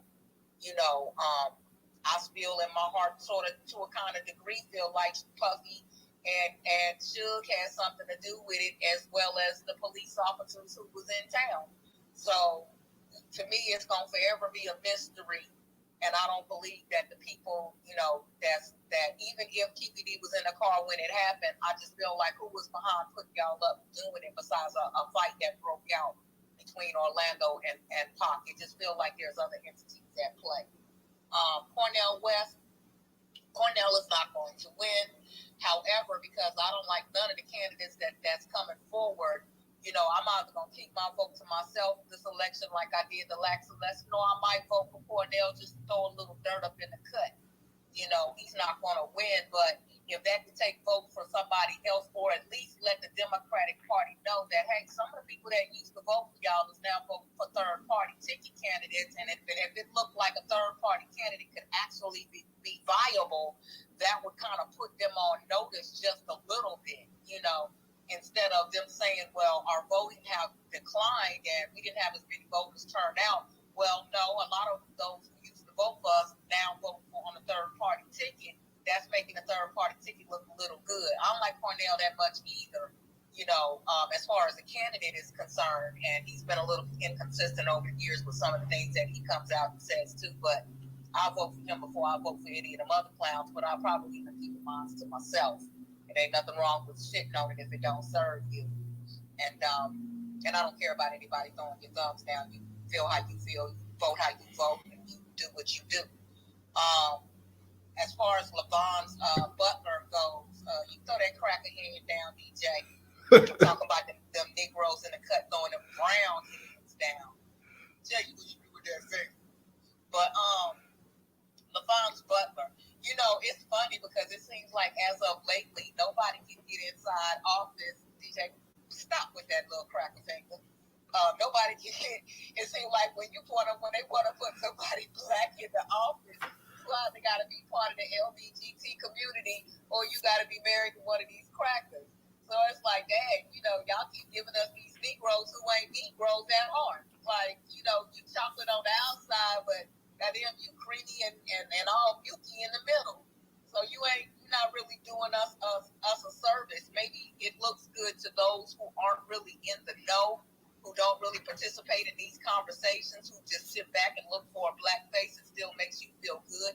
Maybe it might make the black LGBT members feel like, oh, yeah, we have representation. She's got a whole wife up there, but it doesn't do anything for the black collective, and it's really getting tiresome. It's played out, and it's extremely obvious, and they can shove that where the crack don't shine,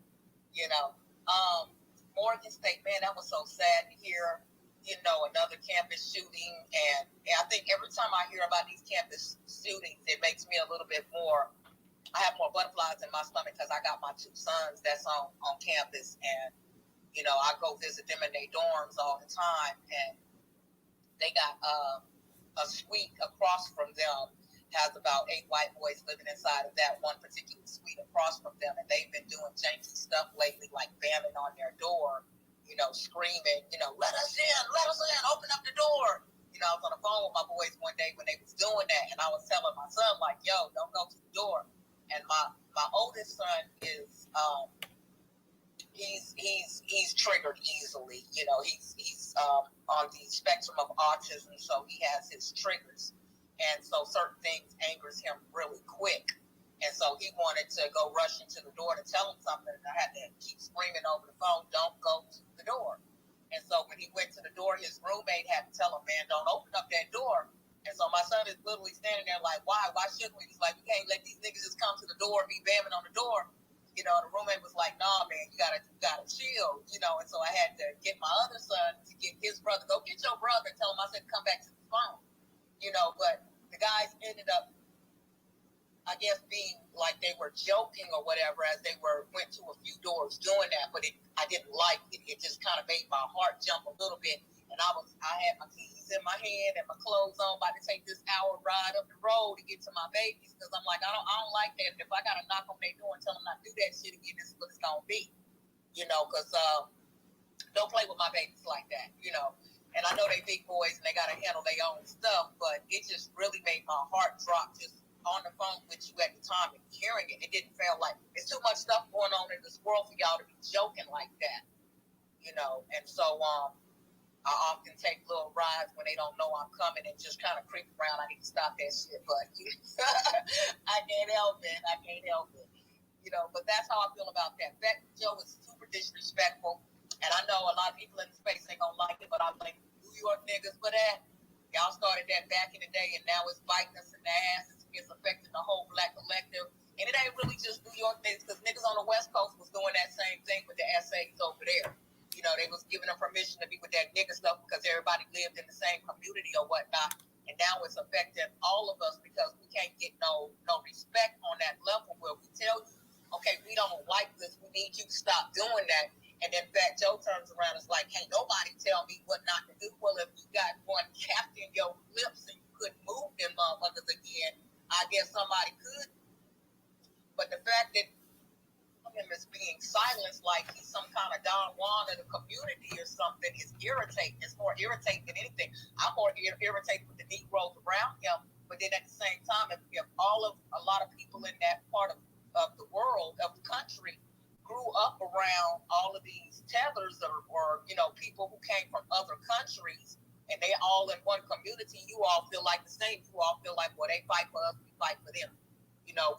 We have to fight it together against the white folks in our community. So there's some kind of camaraderie there.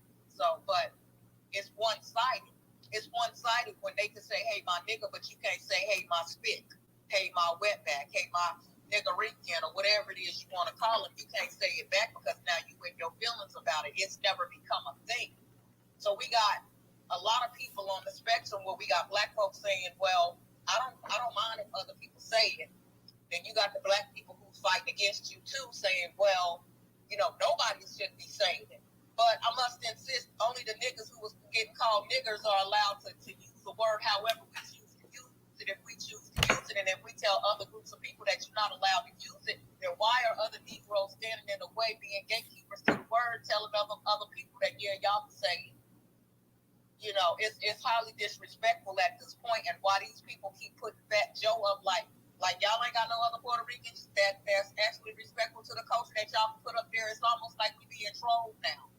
Because any time black folks say or display that we don't like something, it seems to be a point to where other communities decide they want to highlight it and do it even more just because.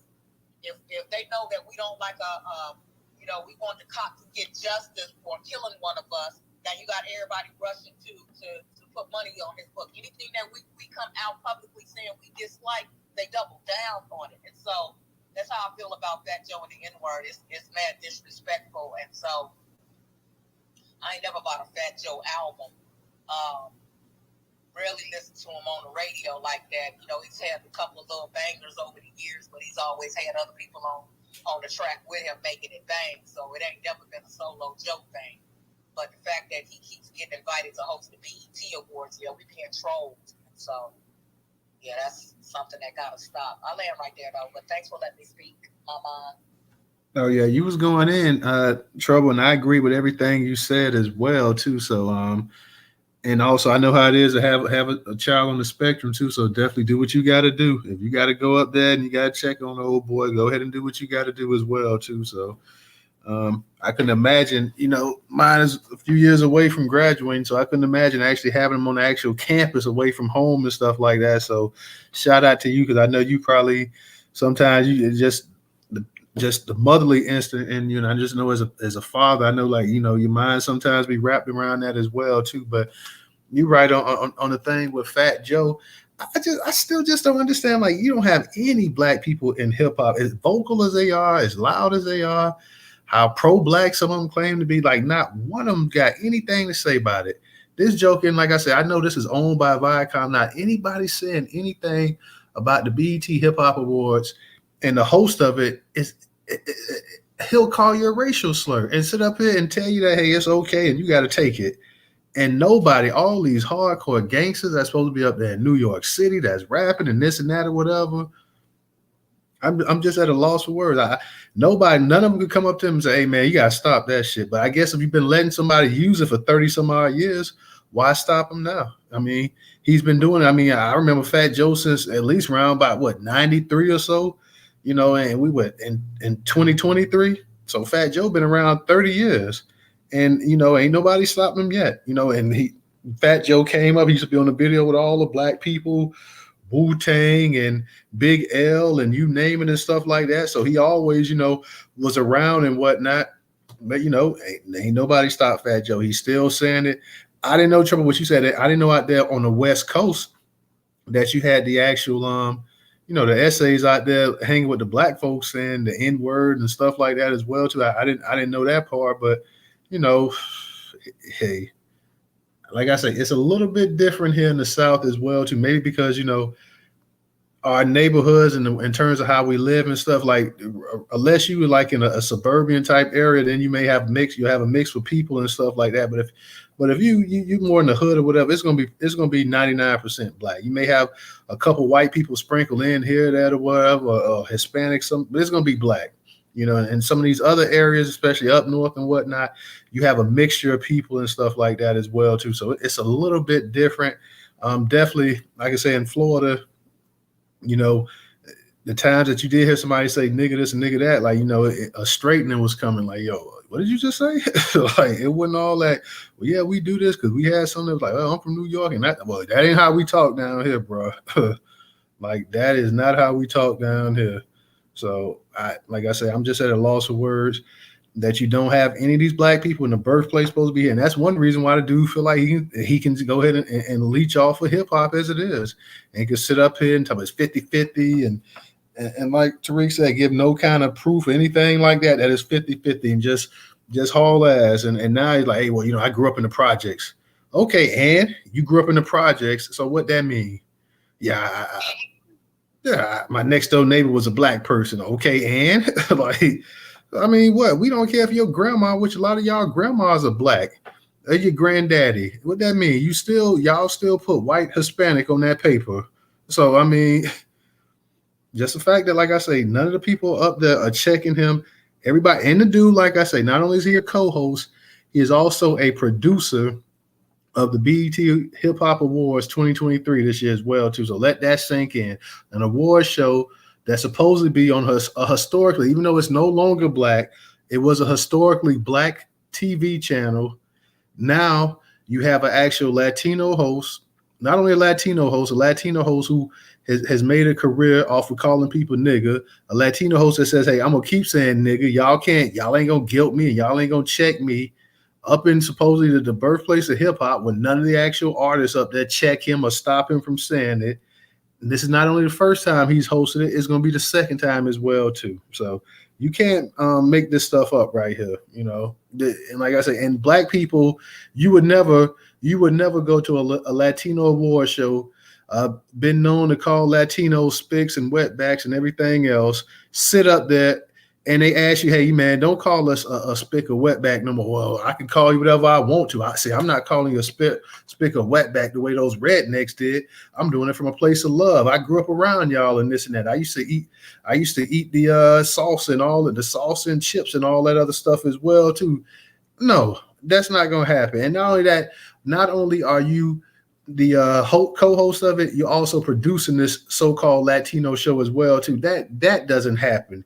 You couldn't, as a black person, you couldn't do that to anybody. You couldn't go to a award show and do that with white people. You couldn't do it with Asians. You sure as hell ain't gonna do it with gays and Jews and call them names like that and still come and host their award shows and stuff like that.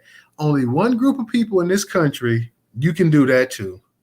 And I should say only one group of people in this world you can do that to. And they'll sit up here and allow you to do the shit.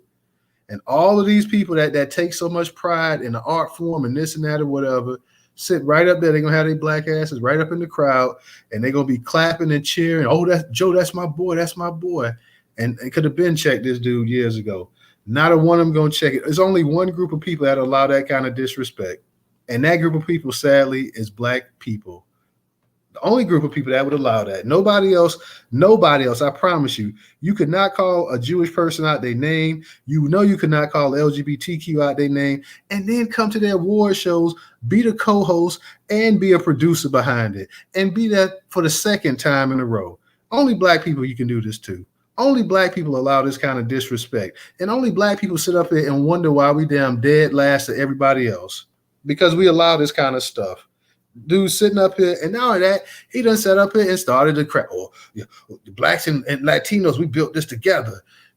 I mean, really? Really? Like I said, you can't even make this stuff up right here. This is black people allowing this disrespect here.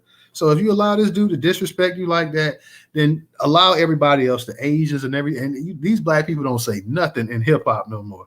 These so-called pro black niggas don't say nothing. Back in the day, they don't. If they think that you gonna mess with that bag, that they think that, hey, a third of my crowd gonna be missing, half of my crowd gonna be missing, I can't say nothing. I don't want to offend people like that. People sit up here, and back in the day, they used to talk about Michael Jordan all the time. When supposedly Michael Jordan made the comment about Republicans buy Nikes and stuff like that as well too. Well, apparently Republicans, Democrats, Latinos, Mexicans, Asians, gays, and everybody else buy hip hop albums as well too. So if Michael Jordan didn't have to say anything about it, then I guess y'all don't have to say anything about it either.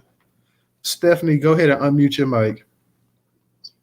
I just wanted to say this one thing, and I'm gonna say it. I do own a responsibility. Well, on behalf of New York, we own the responsibility, but I just want to be fair also and say that a lot of people, and I'm going to be totally honest with you, a lot of people are not aware that this is going on.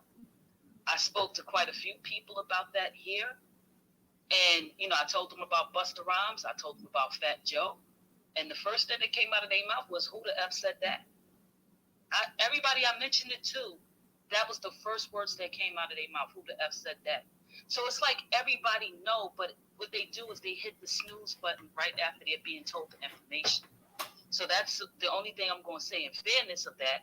I like my sister. My sister used to rap. She used to do battle raps and everything back in the 80s, right?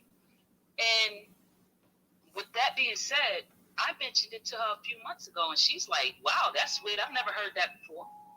So a lot of people are like, it's just that we're so busy with family and other things like that. A lot of people are just too busy to be like, wow, to make a response to it. But now, hopefully, when Tariq does this documentary, it can become more in the air. And people are like, oh, wow, I didn't know this. What they mean they created hip hop? What they mean they had a hand in hip hop? Because last time I checked, the word rap didn't originate in Jamaica. It originated on the streets of New York. It originated back in the 40s and the 50s, actually. Chicago, all of other cities across the country. That's where the term rap came from, because it meant talking.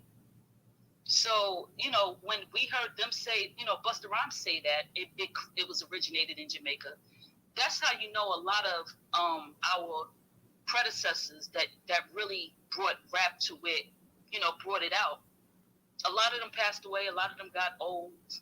A lot of them, a lot of them are totally unaware until Tariq got there and started interviewing them about rap music. So I just wanted to say that in all fairness. So yeah, a lot of them really didn't know what was going on. So I just wanted to say that. Thank you. No problem, Stephanie. Like I said, I know you up there in the area as well, too, and I'm sure a number of them don't know, but I'm saying there are plenty of them that know about the actual language, because Fat Joe went on the Breakfast Club, I believe, last year, and that wasn't the first time they addressed him about the N-word, and he was he was in his feelings about it as well too. So in terms of the actual, maybe not knowing that this person said about they created hip hop or this or that or whatever, I could feel you on that. But Fat Joe, doubled down on his disrespect. So that's my issue right there. The whole issue that he talking about, that Hispanics and blacks created hip hop 50-50, that can be proven to be complete nonsense. That can be destroyed out the water with no problem. So I mean, he can say that all he wants to. You see, he made sure that he said that, and he stayed away from saying that as well too. He doesn't address that issue no more. But the fact, this joker's proud to say nigga. I mean, that gives him a certain kind of hardness. Yeah, I say nigga around them niggas. Them niggas ain't gonna do nothing. Them niggas know what time it is. That's what he's really saying. Because you can't tell him that he's not Poppy. You can't tell him, oh DJ, you having some issues, I'll drop you down. Yeah, you can't tell him that he ain't Poppy and all this other nonsense as well too. But go ahead, Stephanie. I know you had your hand up. Well, with him, like I said, he's trying to play the role of a big boss, but he's not. Like I said, he's done some things back in the days, and I don't like anybody selling drugs to my people because that's what he used to do back in the days. So, especially somebody that's not black. China Mac bragged about selling drugs, so we know who their primary target was. It was us. Then they rap about a bogus street life that a lot of them never even lived. You know what I'm saying? Something like that they keep bragging about. Everybody is like, I don't know who this dude was. This dude used to just go to school and come back home and go in the house and just be in the house. He was a house kid, or something like that. But, like I said, as far as the rap is concerned, he's just trying to make himself look good. And there's no telling how many people he probably looked out for that's going to keep quiet because he's giving them a couple of dollars to keep quiet and just agree with what he's saying. So, it's just all over the place. I know it's a bold-faced lie. A lot of people here, everybody knows it's a bold-faced lie. I don't understand why LL Cool J is sitting up there backing it.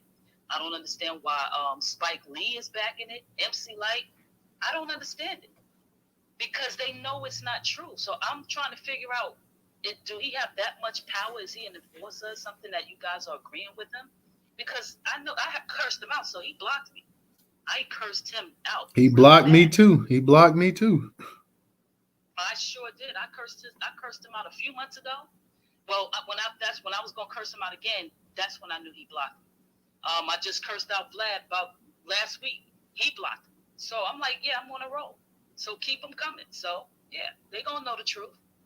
And he's also this guy Keefe D went on his show and started talking about the incident the night that Tupac was shot.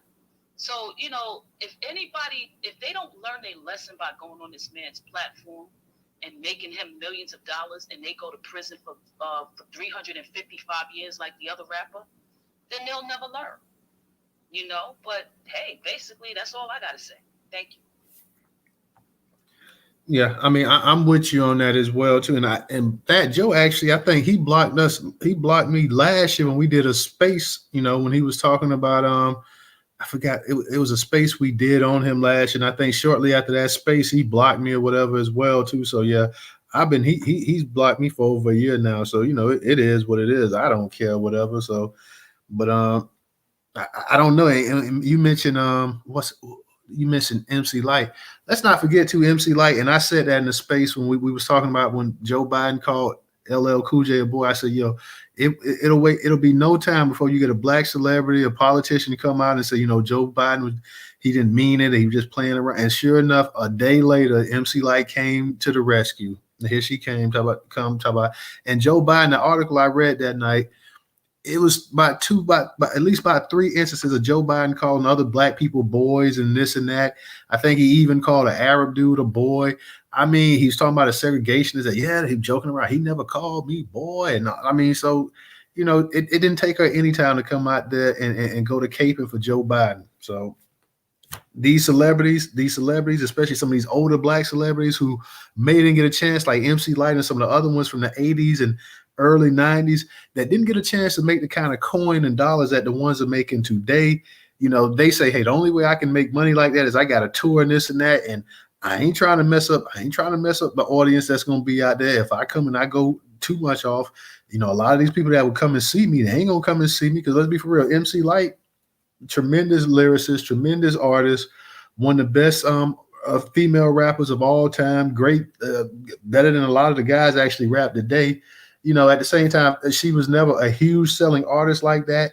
She wasn't, you take a look at somebody like Nicki Minaj, who's an all-time, I think she's the biggest selling female artist of all, rap artist of all time. When you think about all the rappers you had that came before her, and that Nicki Minaj is the biggest selling, you think like, well, a lot of these rappers just, they were born too early. The Latifahs and the MC Lights, and hell, even some of the ones that she took her style from somebody like a Foxy Brown and a Little Kim and stuff like that, they came at a time, that rap was so heavily male dominated as compared to now. Well, rap really, let's be for real, the biggest names in rap now are just about the women. Megan Thee Stallion, Cardi B, them. You got the Sexy Red them and all of them and this and that and stuff. They're selling like big time. And a lot of these artists today, if they were back in the 90s and stuff, a lot of them wouldn't be selling the way they sell it now. So, and MC Light didn't get a chance to stack and get that kind of money like that. So MC Light, like, hey, MC Light's not going to sell out an arena of 30,000 people headlining. I'm just being honest. She's not. She can be on a nice tour and she can be one of the artists and stuff like that. So MC Light's not going to come out there and she's not going to, get too into people or whatnot because she want to get that money. I know she's been on TV some and she's acted some throughout the years, but MC Light, most of that money is going to probably be coming from touring. So she want to be able to go in and get that tour dollar. Somebody like Latifah doesn't have to tour because Latifah is a mega star. She's an actress and everything else. Latifah's paid, but Light does not have the all around career that somebody like Latifah has. So she's got a tour. She's got a tour to make money and to stay relevant. And she's not going to go ahead and offend potentially some of these people that she would piss off that would stop coming to see her perform. So that's just my take on it. Go ahead, Trouble. You got it. Oh yeah.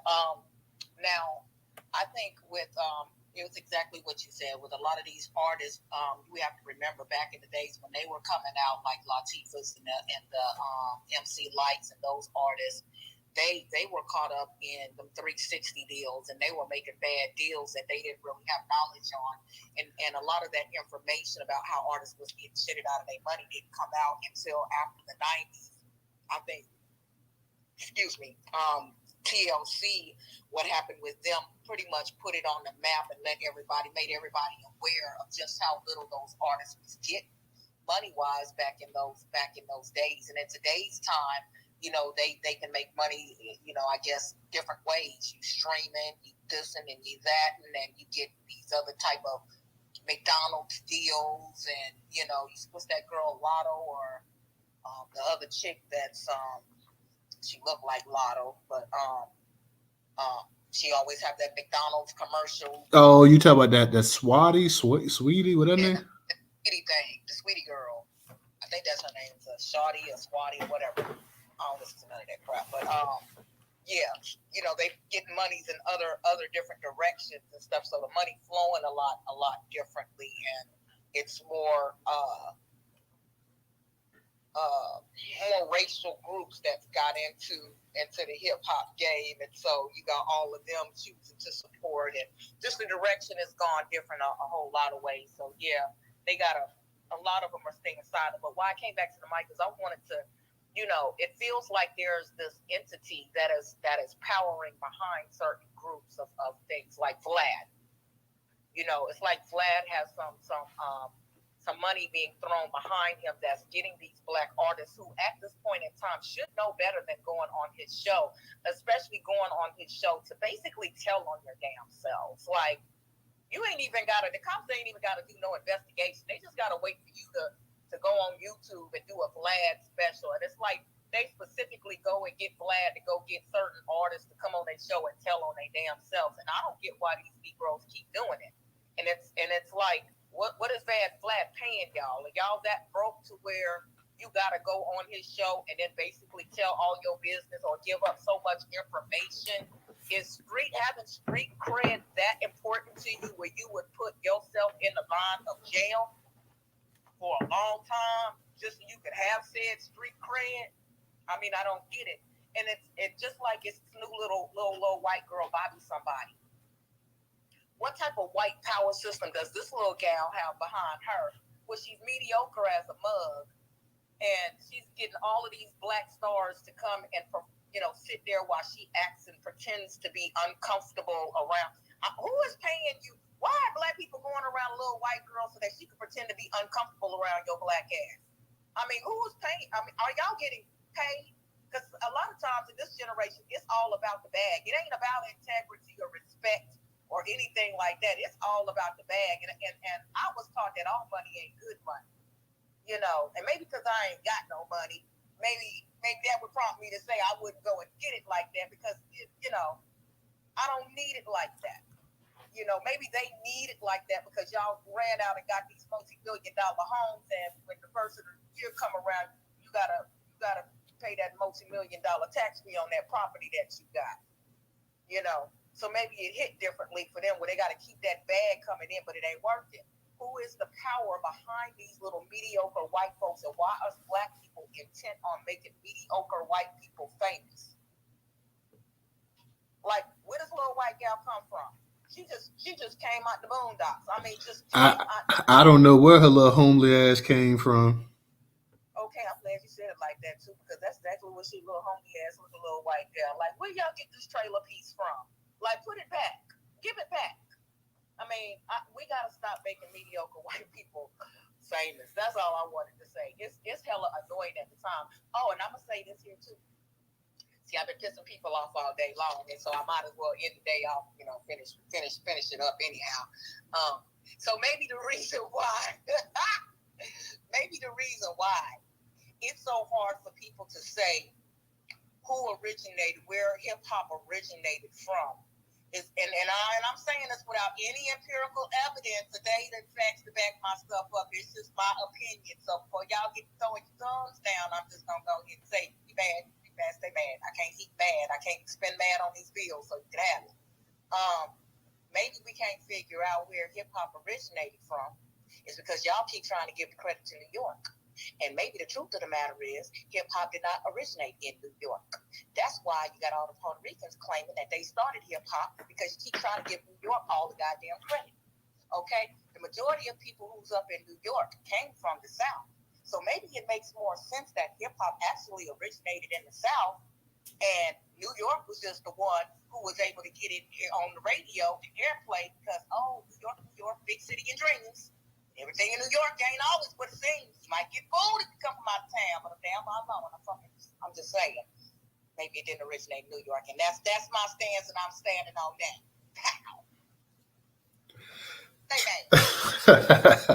Yeah, I know you probably got some people that's hot with that one here, but I'll say this right here: all music, for the most part, in this country, it originates from the South. Now, it may have went different places and spread or whatever, but let's be for real: the soul, the rhythm, the style, the spirituality, everything that you can think of, it all originated from the South, because that's where it all started at. So, you know, that's my personal opinion, and you know, that's true. I mean, to be honest, like, all the other people moved and spread out throughout the rest of the country, but it all came from the South, to be real now. So, but I know DJ got his hands up, so I know he wants to probably say something. Go ahead.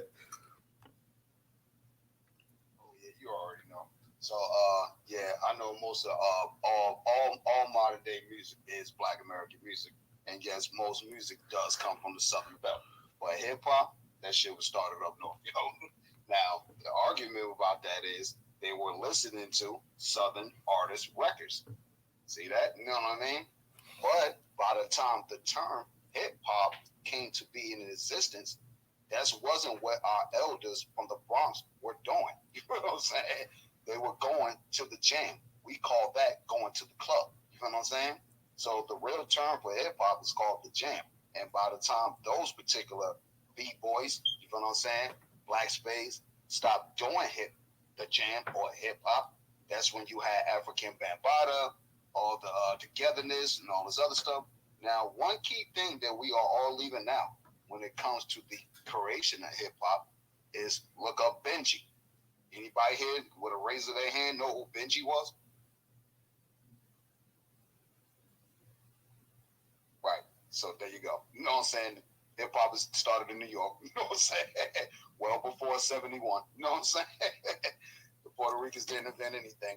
They was barely even here. You know what I'm saying? Even though the person Benji was a Puerto Rican. You know what I'm saying? Keep it real and shit. You know what I mean? And that sparked the fuel to coincide with these different groups amongst Black people and other nationalities, because we were all beefing and killing each other back in the day up here in the studio. Real shit. Was a dog. Wasn't Benji a dog? I remember watching a show called Benji. Benji was a dog. Yeah, it was a show with Benji as a dog, a little white dog. Yeah, that is true. You know what I'm saying? But this Benji was a real person. You know what I mean? He wound up unfortunately getting killed. You know what I mean? So, go do your hip hop history. You know what I mean? AKA go through the jam history, AKA hip hop. You know what I'm saying? Because at the end of the day, most of those records again came from the South. You know what I'm saying? That the black folks up here were listening to. What's his name? Oh God, what's his name? Disco King Mario. He from North Carolina, if I'm not mistaken, and he came up here in the '60s. You feel what I'm saying? And he was the first with 2 turntables and a mic, shouting people out, having parties in the Bronx. You feel what I'm saying? In the parks, all that other stuff. He just recently had a street named after him up in the Bronx too, by the way, called King Disco Mario Way, I believe it is, or Boulevard, or one of the things like that. And shout out to Arnold coming up. I see you, sister. Rest in peace to Ox too. I forgot you told me that story too. And I'm gonna just say this one thing. So again, Fat Joe, there is no 50-50 because y'all was banging on the bongos and the chocolate dice. You know what I'm saying? All that other stuff. While black people were banging James Brown. You feel what I'm saying? So you will have to show me the James Brown of Puerto Rico. You can't even show us the Curtis Blow of Puerto Rico. You feel what I'm saying? Because that shit don't exist. So again, they wasn't doing what we were doing. This is why I say the same thing about disco music. There's 2 forms of disco. You got white disco and you got black disco. It just got merged towards the end of disco's life in the late 70s. That's all this shit is. But we wasn't really rocking the same records them white musicians was rocking. Some artists, some, but not really most. We had our own style of music. They copied us. Everything these folks have done, they copied us. So there you go. Go ahead, Lon. I know you want to get it. Hold real quick, because I know Black Pressure had his hand up first and he went down. Black Pressure, did you want to speak or you was good? Damn, son, where you come from, yo? Texas in the building, Nack. No. What up, fam? I just wanted to second DJ about where hip hop came from. Now I'm gonna say this. And just put an asterisk by this. From my study, I say that nobody would ever call me the foremost expert on hip hop history, but from my study, from listening to Melly Mel talk, Coke Rock, they all said even before the name hip hop, they were doing that style of music in the boroughs in New York. Now you could argue over which one. I'm from the South, so I'm out of that. I got no dog in that fight. But those guys said, actually, the old folks gave it the name hip hop because when the music started going around, the older folks, I guess, in those boroughs, said all them kids listening to that bebop hip hop. They were calling it that. So I'm gonna cut it short. From my study, my understanding that sound did originate in the boroughs of New York, and I'll mute up and listen. All right, Black Pressure, appreciate that. Real quick, guys, up in the Jumbotron, the YouTube channel is up and there on the far left-hand side. If you have not subscribed to the YouTube channel, definitely go ahead and subscribe. Also, for those that can support on Cash App, $Newstoter, $Newstoter. Newstoter is the largest Black-owned, Black American news media curation platform today. Once again, $Newstoter, $Newstoter. If you do not have Cash App, we have the Venmo and PayPal up in the Jumbotron. Let me go ahead and get to Aunt Lai. Aunt Lai, what's going on tonight? How y'all doing? Peace, Black Power, and reparations. And I'm going to disrespectfully disagree with was it Black Pressure and DJ, and I'm gonna give a shout out to my sister. Trouble was speaking nothing but the facts, nothing but the true facts. Hip hop did not start in New York City. Hip hop was named in New York. If you understand, if you've seen The Color Purple and you know what juke joints was and you know what swing dancing was, y'all know that comes from the South. Rudy Ray Moore, the first quote-unquote rapper, and rapping was back in the day, when the guy, let me rap to you for a minute. Let me talk to you for a minute.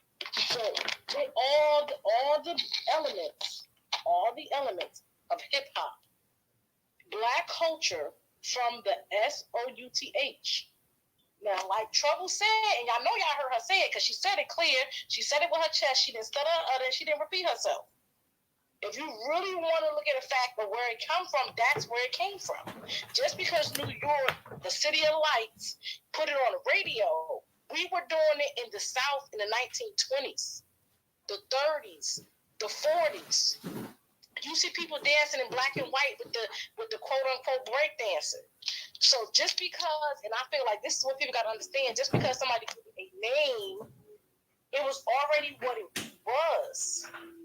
So we really need to stop this. New York ain't it ain't discover anything. And that's what it is. It's Black American. I don't know if y'all seen the video of Chris Rock saying hip hop was created by the first free black men. The rest of all the other music was whatever. We created every genre of music. So the fact that it was put on the radio in New York City, I'll give you that. But the elements of it is Black American, the South, period. And to my baby Tupac, I know that's my favorite of all times. I don't agree, and this is why you shouldn't sell out, and this is why ownership is important.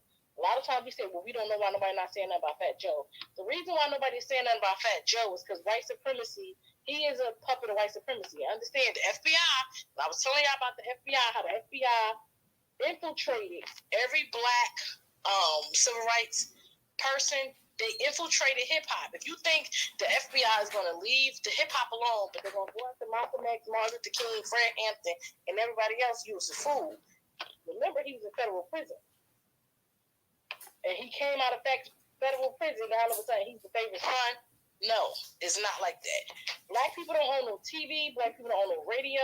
So black people are not saying nothing about him because they understand the white supremacy of who he's working for. The white supremacists own Viacom. So they want to put out what they want to put out, the images of us that they want to put out. So we know why. It's not that black people don't like it or don't agree with it. Black people know that we don't own anything. When we put out our own awards or we do our other things or our underground things, that's what we do. But to fight white supremacy, you can't fight white supremacy that way. White supremacy, Vlad is, we got to start calling it what it is. That's really a white supremacy. That's what he is. Call it what he is. He is 12. When we say F12, we're talking about him. We got to start speaking things what it is, but it's not a confusion that we don't know what it is. White supremacy. We don't own it anymore. We know we don't own it, so we don't have no dog in that fight. So I get why some people just like, look, we don't own it no more. But that's why they also don't go to the award shows. They don't even patronize it. They don't even go because they already know it's ASS. But again, the government plot. Now the government has the COINTELPRO to destroy it. They wanted to destroy it from within. First of all, they didn't like hip hop. They put the little warnings on it. They was after Tupac. The FBI was going after everybody and their mama. But then they said, okay, we can't do this. This is too big. So we have to go from within and destroy it. The head of the record label, get them independent. When you sell, everybody's selling over their music. Everybody's selling over their rights. Nobody's having a will or leaving things to their family or creating generational wealth. Now they are in control of it. So of course they're going to make it the gay rainbow. Of course they're going to push out these because they want to get the minds of the kids and they know that's how to get the mind of the kids. They're going to do it through us. They're pushing this agenda on us, just like the lady who's in California. They're pushing that agenda, but they know, again, somebody said it. If you want something black eye, you're going to give you a man with breast and a penis. That's going to be your senator. That's what they're going to give us. Because they don't want to give us a strong black man. And we know why. So when you think about the agenda, everything they're consistent with what they're doing. But they're trying to destroy Black America from within. And the number one music genre, they're going through that way to destroy it. So some people will say, laissez-faire, hands off. And I get that, but we have to really start speaking the truth about where hip-hop has come from. It's from the South. Anyway, again, as a person whose family migrated north, like every other person, 9 times out of 10, if you black in America, your family migrated from the South as well. All those characteristics, all that lingo, all the things from the South, the juke joints, like DJ said something about a quote-unquote club, the juke joints was what we had, because we couldn't go to them. We had to have our own. So before there was a quote-unquote club in New York City, Studio 54, give a shout-out to the studio, there was a juke joint, a hole in the wall, in the chitlin circuit. And I'm going to dock my boat and fold my chair. And don't nobody come for me because I ain't in the mood. Bye. All right. Thank you, Aunt Lai. Let me go ahead and get the Rock Roller. Rock Roller, go ahead. Unmute your mic. What's up, Newstoter? Can you hear me? Yeah, I can hear you. What's going on, man? Yeah, shout out to the room. I just wanted to say this. I'm a hip hop junkie, and I've always thought that Fat Joe was a dusty ass rapper, and he was garbage in my opinion. But don't forget, it was Big Pun that wrote most of his music, and Big Pun always said that hip hop came from Black America. He always said that. Very true. And I also wanted to say this. I don't know if hip hop came from the North or the South, but I do know this. That white boy, Fat Joe, and I'm calling him a white boy, he had to get it popping in New York. That white boy, Eminem, had to get it popping in LA, out there in the West. But we also had a white boy down here in the South that tried to get it popping. And we ran his ass out the paint. His name was Vanilla Ice. And I'm going to land right there. Hey, Rock Roller, though, they ran him out the paint, but he did sell like about 10 million off of that damn Ice Baby before they ran him about the paint, though. He made a lot of money, but he didn't blow up.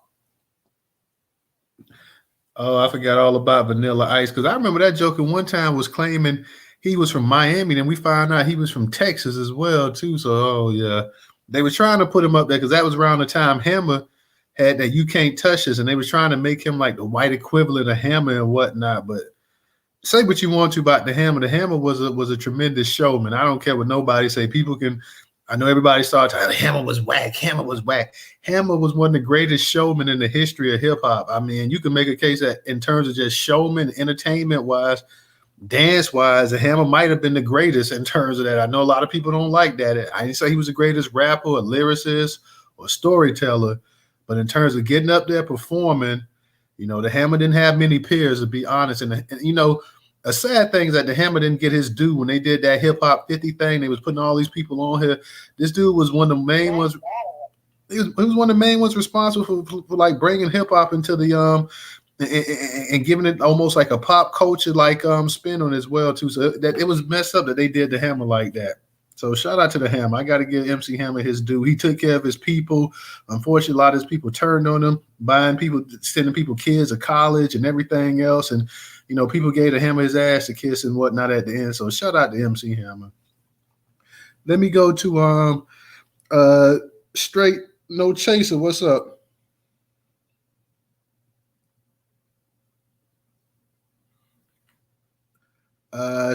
Straight 88 No Chaser. You there? Yeah, I'm here. Okay, what's going? How you doing tonight? Hey, Aunt Lai, how you doing? She's up there now. Is it straight no chaser? Straight 88 no chaser. Straight no chaser. Okay, just making sure. I had to do 3 8s because somebody else had it with 2, so I had to do 3. But anyway, Aunt Lai just stole everything I was about to say. Me and my husband was up here discussing Ray Moore and the Signified Monkey, and we can't forget Millie Jackson. You know, she was one of them too, one of the originators. But yeah, I also Newstoter was disappointed in the way they disrespected MC Hammer, because he was the man in the Bay Area. You know, I'm from the Bay, and he used to come to the high school. True. And do little show. He came up to our Hayward High School and would do shows out there on our little platform out there. So MC Hammer was the man in the Bay Area, and they should have gave him some respect. And then lastly, I want to know if y'all have heard about these Mexicans trying to come up with saying that some Mexican started the moonwalk or originated the moonwalk over Michael Jackson. Yeah, we saw that garbage. We saw that garbage on Twitter they had. Right.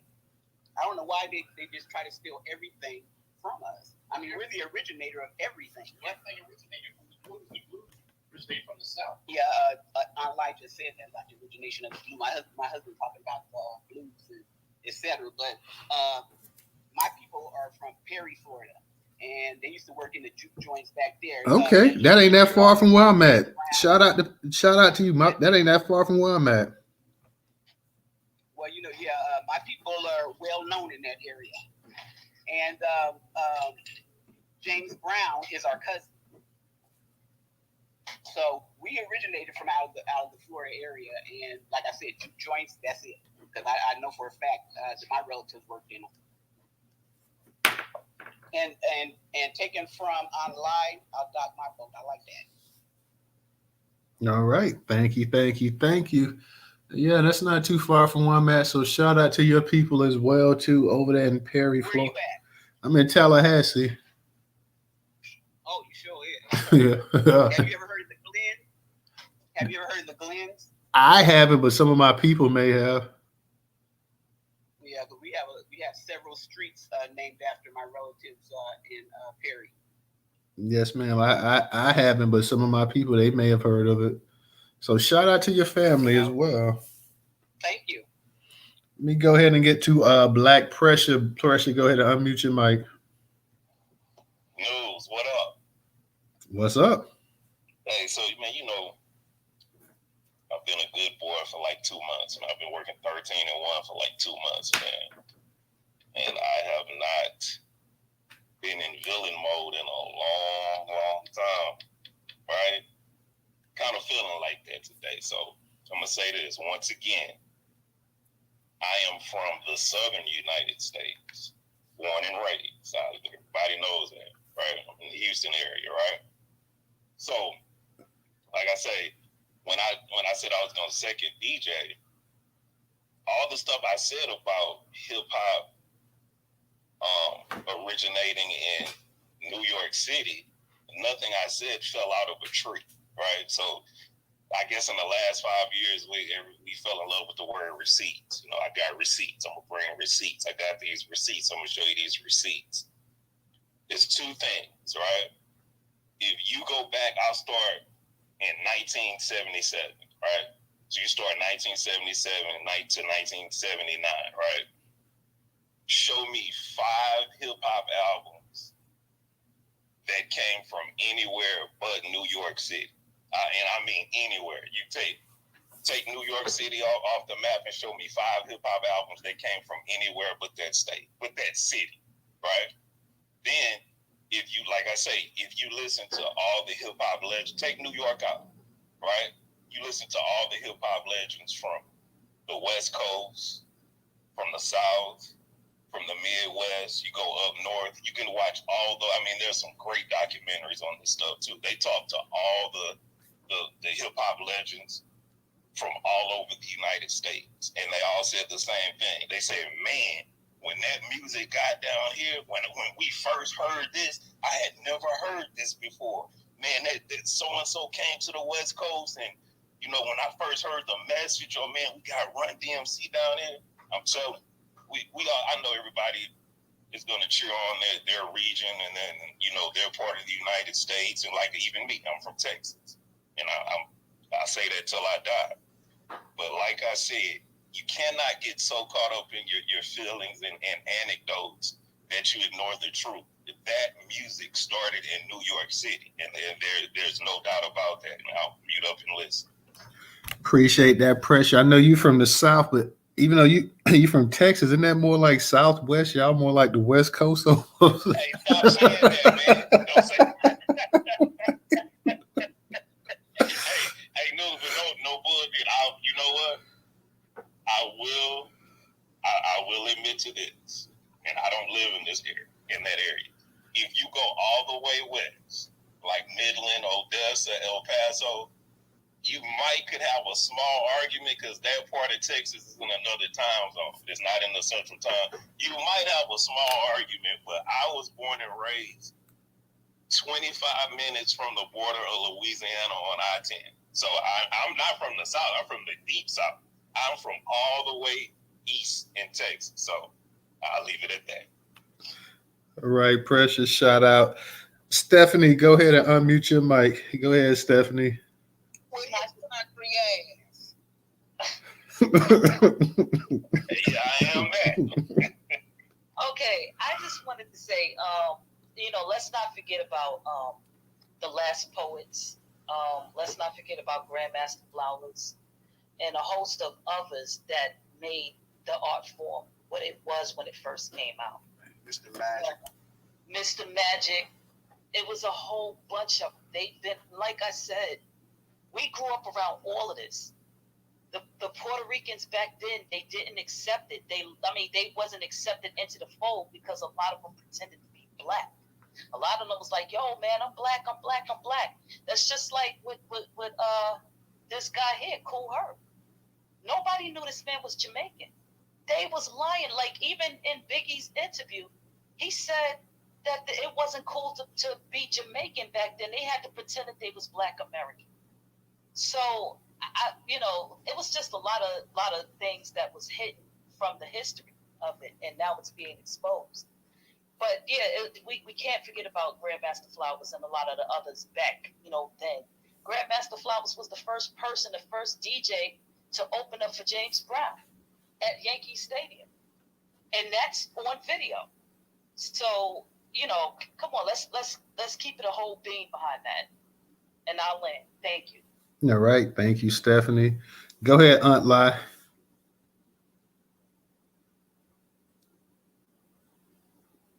You about to get it now, Pressure. Check this out. You there, Aunt Lai? No, I just wanted to say I miss Black Pressure so much. I miss hearing your voice.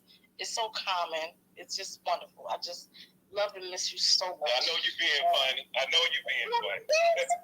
I'm dancing. You're my Twitter boyfriend. You got a great boyfriend. You're my Twitter boyfriend. Hey, DJ, look, I'm blocking online, DJ. I'm just letting you know that.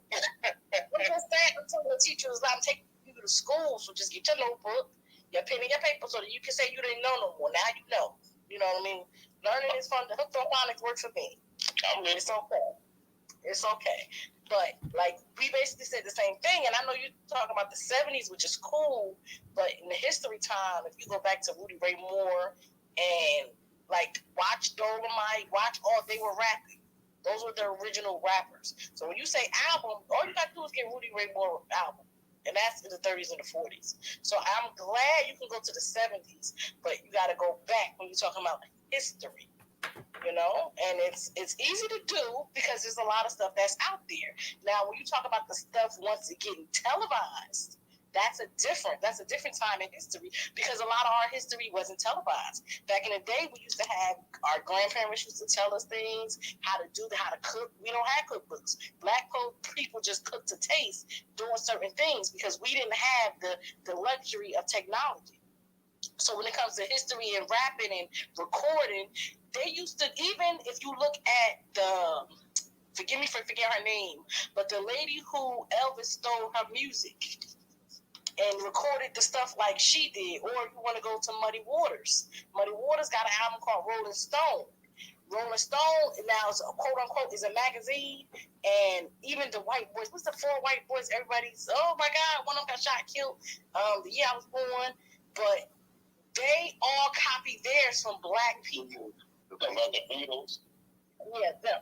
So they all copy their stuff from us.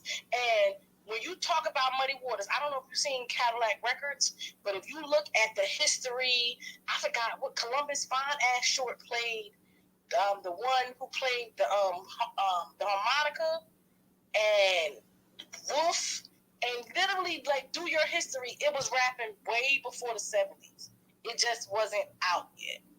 And a lot of it was copied. And, like, if you saw Dreamgirls, you see how they do a song. Like, they had Jennifer Hudson character do a song, and then Beyonce bust out with the same song, a different beat, just faster. That's what they would do to art. They would literally take our shit, like Debo it, and payola, how they would pay for the different songs. So it's a lot of history and music and a lot of different things that they did. So I get it. In the 70s when it was named and it was televised, but before the 70s, black people had a whole culture and a whole life in the South. Where you at in Texas, the bathrooms is out on the outhouse.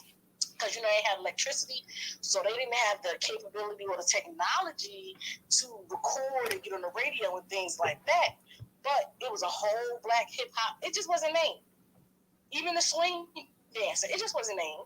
Then what you do in the summertime, when people migrated north for the jobs, they would go back and visit their families in the South. So probably when you heard the music, it was something new because now hearing it on the radio was a different thing.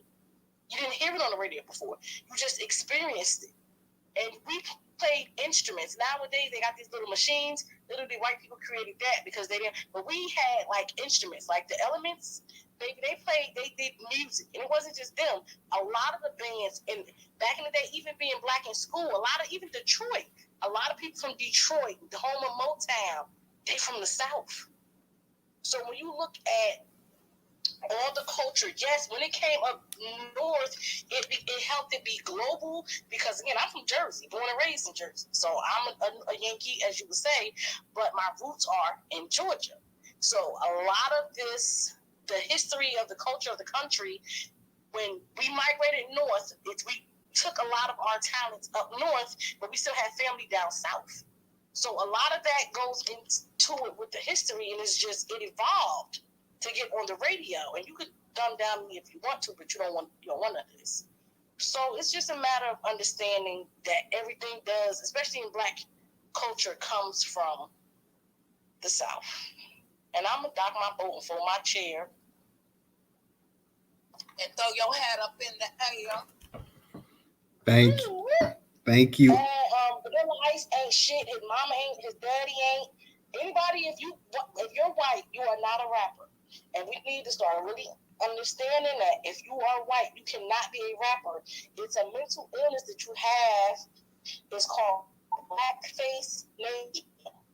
And for you to think that you culture and do quote unquote music because you grew up poor, no, you can't do rapper.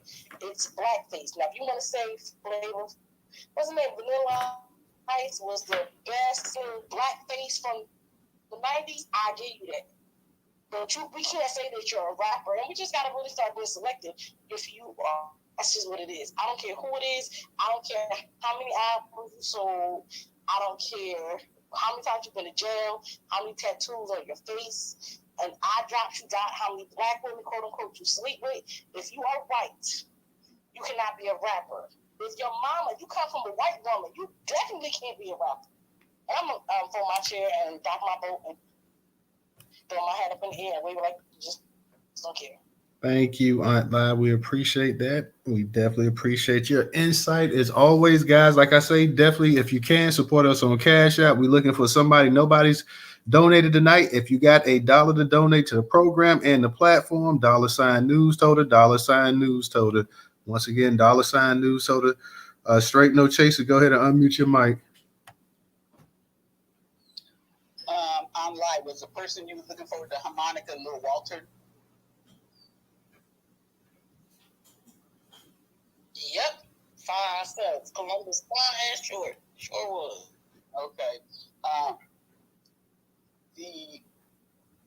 When you mentioned the Beatles, they did give the Isley Brothers props. They said that they copied a lot of their style, and I think it was probably maybe about 4 or 5 years ago. But they whoever is still alive, they did give them their props. That's all. All right. Thank you, Straight No Chaser. Stealing their stuff is two different things. It's like the thing is like the white people. They said they took it from. They said that they copied their style. It wasn't like they were trying to steal it. I don't think. If you're gonna sit there and say you copied them, That's true because it's the personality. Like black people literally created nothing out of something, and even out of everything we created, whether it was country music, rock and roll, we always create nothing out of something. All they do is take our stuff and they don't make it different. On it, they just it's like somebody was talking about K-pop. Now with the K-pop, I wouldn't let my kids listen to it. It got K-pop and all these other kind of Asian pops and all this other stuff where it's getting so big. And what they're trying to do, what's really happening in the hip hop culture, I want people to really understand this, is they're trying to get rid of it. They're trying to destroy people. And when it comes with your culture, it's food, dress, your living situation, they're trying to destroy it. So now you and doing the music and from you, so we're not even buying black people now. You breaking up, sweetie. You break out loud. You breaking up, sweetie. I'm breaking up now. You know the government on my phone, but they don't even have black black business. The best way you look in the business is black person. You get an album. Yeah, you're breaking up, sweetie. So you probably want to drop down or something. The government trying to hold me down. All right, let me give a shout out real quick to Rock Roller and DJ. Thank you guys. Thank you for your donation. Let me go ahead and get to Trouble. Trouble, what's up? Hey, check your Venmo thing too. I think your phone number not listed there, though, bro. Go ahead. On the Venmo? Yeah.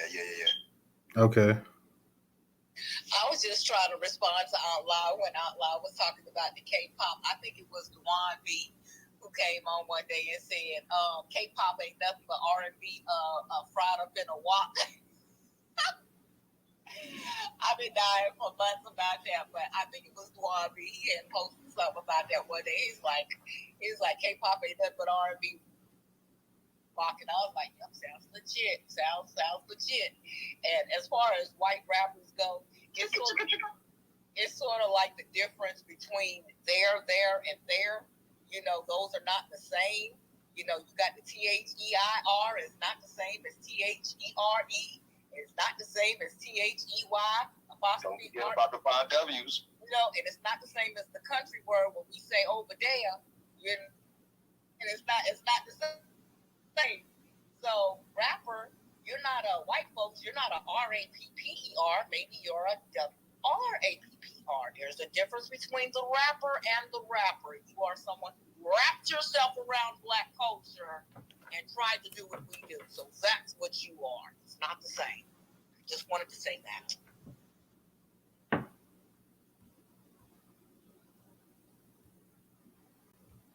All right, DJ, you got it. Yeah. LA, big city of dreams, but everything from LA ain't always what it seems. You might get shook from when you come from out of town, but we come up from Queens, we get down. Come on, man, stop playing, yo. Y'all act like one black folks living in the North prior to the Civil War. Stop fighting. For real, well, that's all hip hop is. It's sampling. You know what I'm saying? So we call it a remix nowadays. So shout out to all the folks that came from the South. We appreciate them funk records and all that other rock stuff. You know what I'm saying? We was playing in the club up here in the North. You know what I'm saying? But hip hop is from New York. You know what I'm saying? And it ain't no disputing that, yo. You know what I'm saying? Detroit got the techno. You know what I'm saying? I still argue with the Chicago house knackers. And house music ain't from Chicago. I'm sorry, yo. That's an East Coast thing too. You feel what I'm saying? Frankie Knuckles went to Chicago. You feel what I'm saying? And created the house. So what was people listening to before they created house music? They was bumping disco.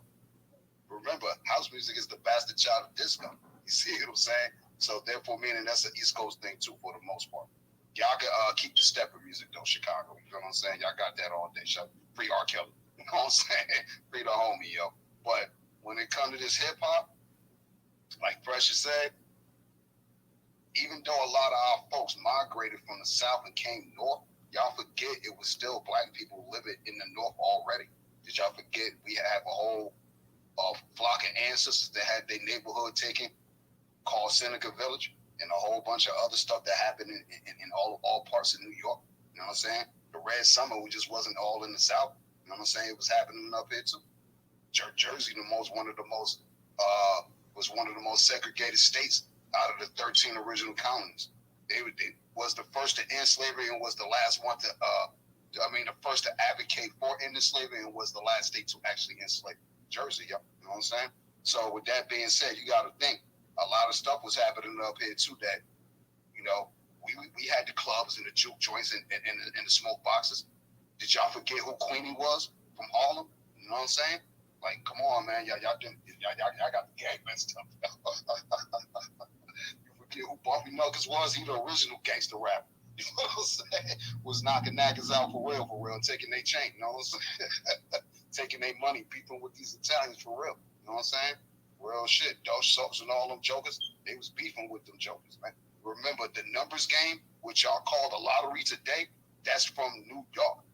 That's from up here, man. You feel what I'm saying? It's not from nowhere else, man.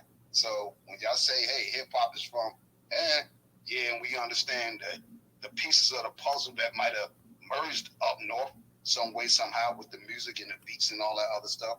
But for the most part, it is a New York thing. Keep it real. And remember what I said again. Folks that were in the Bronx, they were banging South records. You know what I'm saying?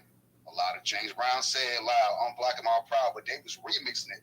Spade power, power to the people, power to the people. They was talking about their little crew where they from up in Bronxdale, New York, you know what I'm saying? And had to go to these other neighborhoods to go to the club. They had to walk through the Puerto Rican neighborhood, the Italian neighborhood, the Jewish neighborhood, and fight these people just to go have a good time. So when you say know your history, better make sure you challenging the right scholar. Because I got 30 years on the books doing this DJing shit. There you go. No. There you go. And nobody can you from that boy, and I'll fight you. All right.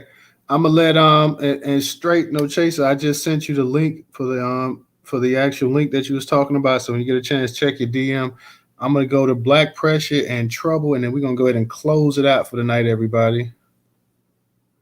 Trouble, go ahead, unmute your mic.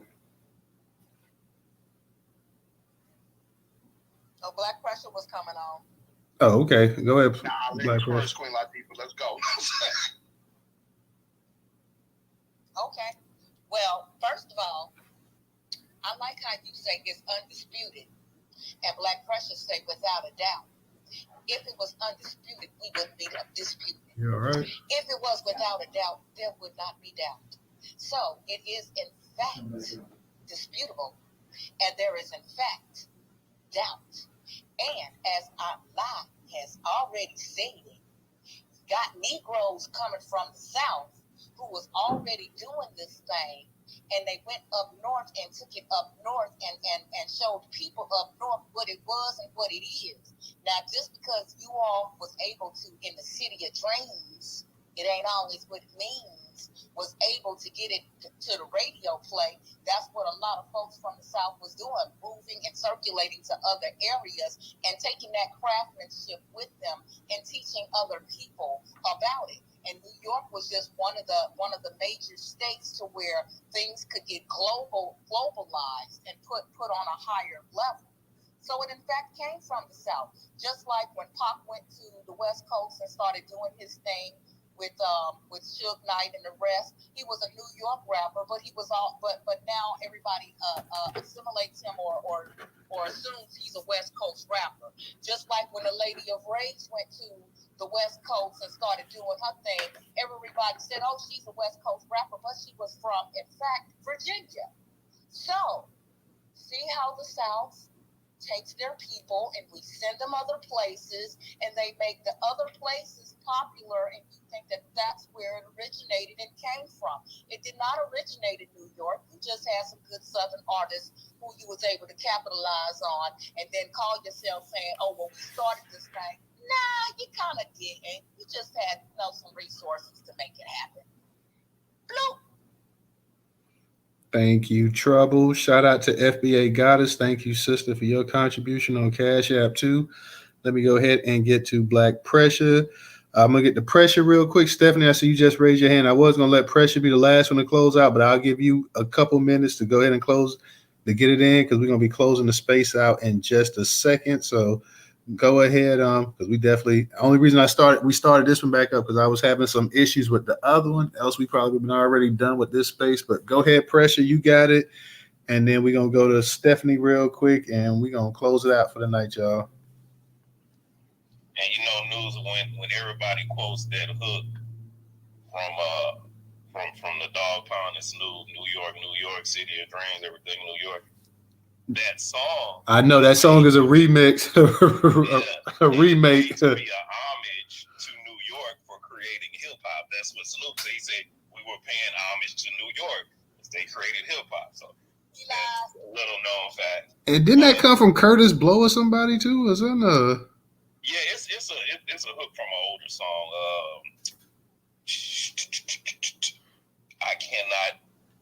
I don't know if it was the Furious Five or some R&B group, but the hook is taken from another song. But also too, everybody's, I don't know, maybe because of the age group, because I'm in the, middle age group myself. People keep telling me, like, I got some links about people rapping. Yes. James Brown rapped, right? Rudy Ray Moore, he rhymed. I would call him much more, but in his little comedy skits, he did some rhyming shit, right? But none of them made hip-hop albums.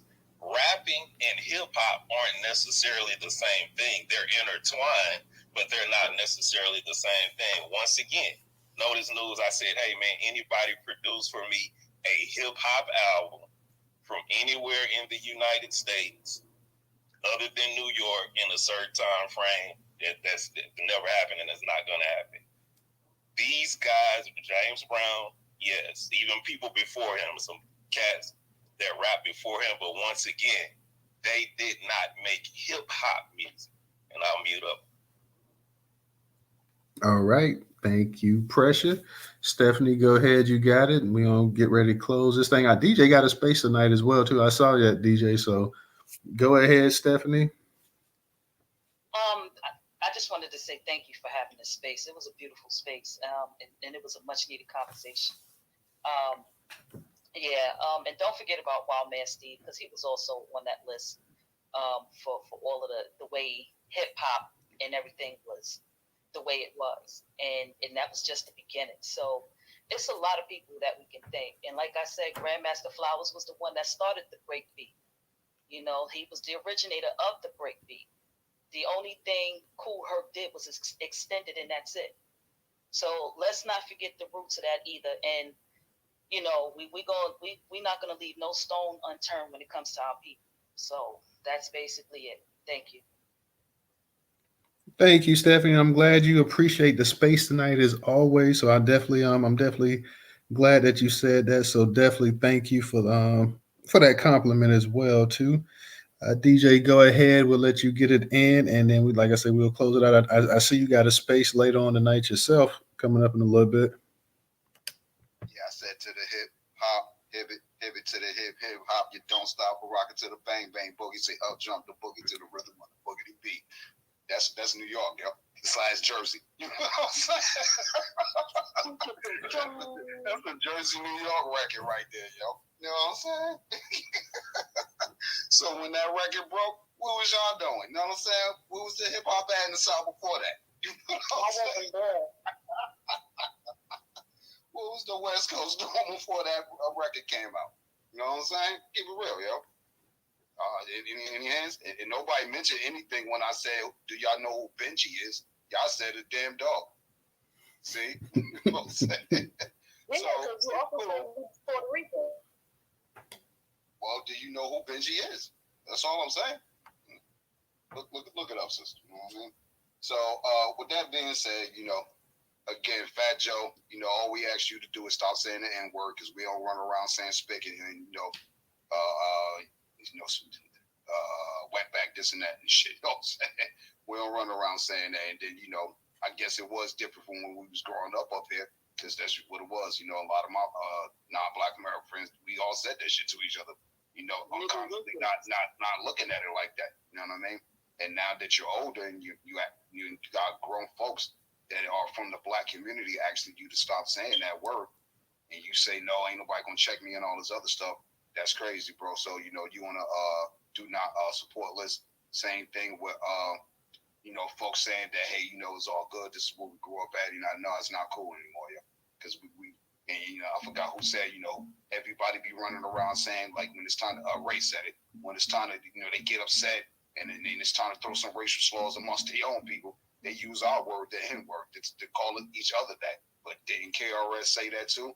Now you even got white kids calling themselves N-word, you know what I mean? He said that in 95, you know what I mean?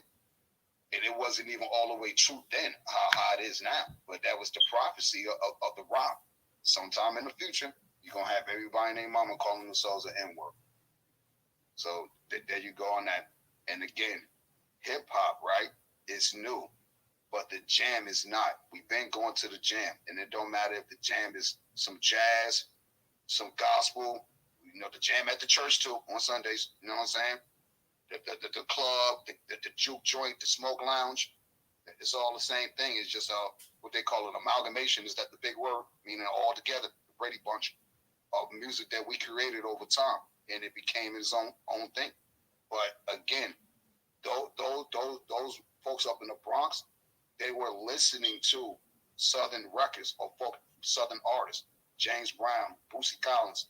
They was listening to a lot of Thelonious Monk. You see what I'm saying?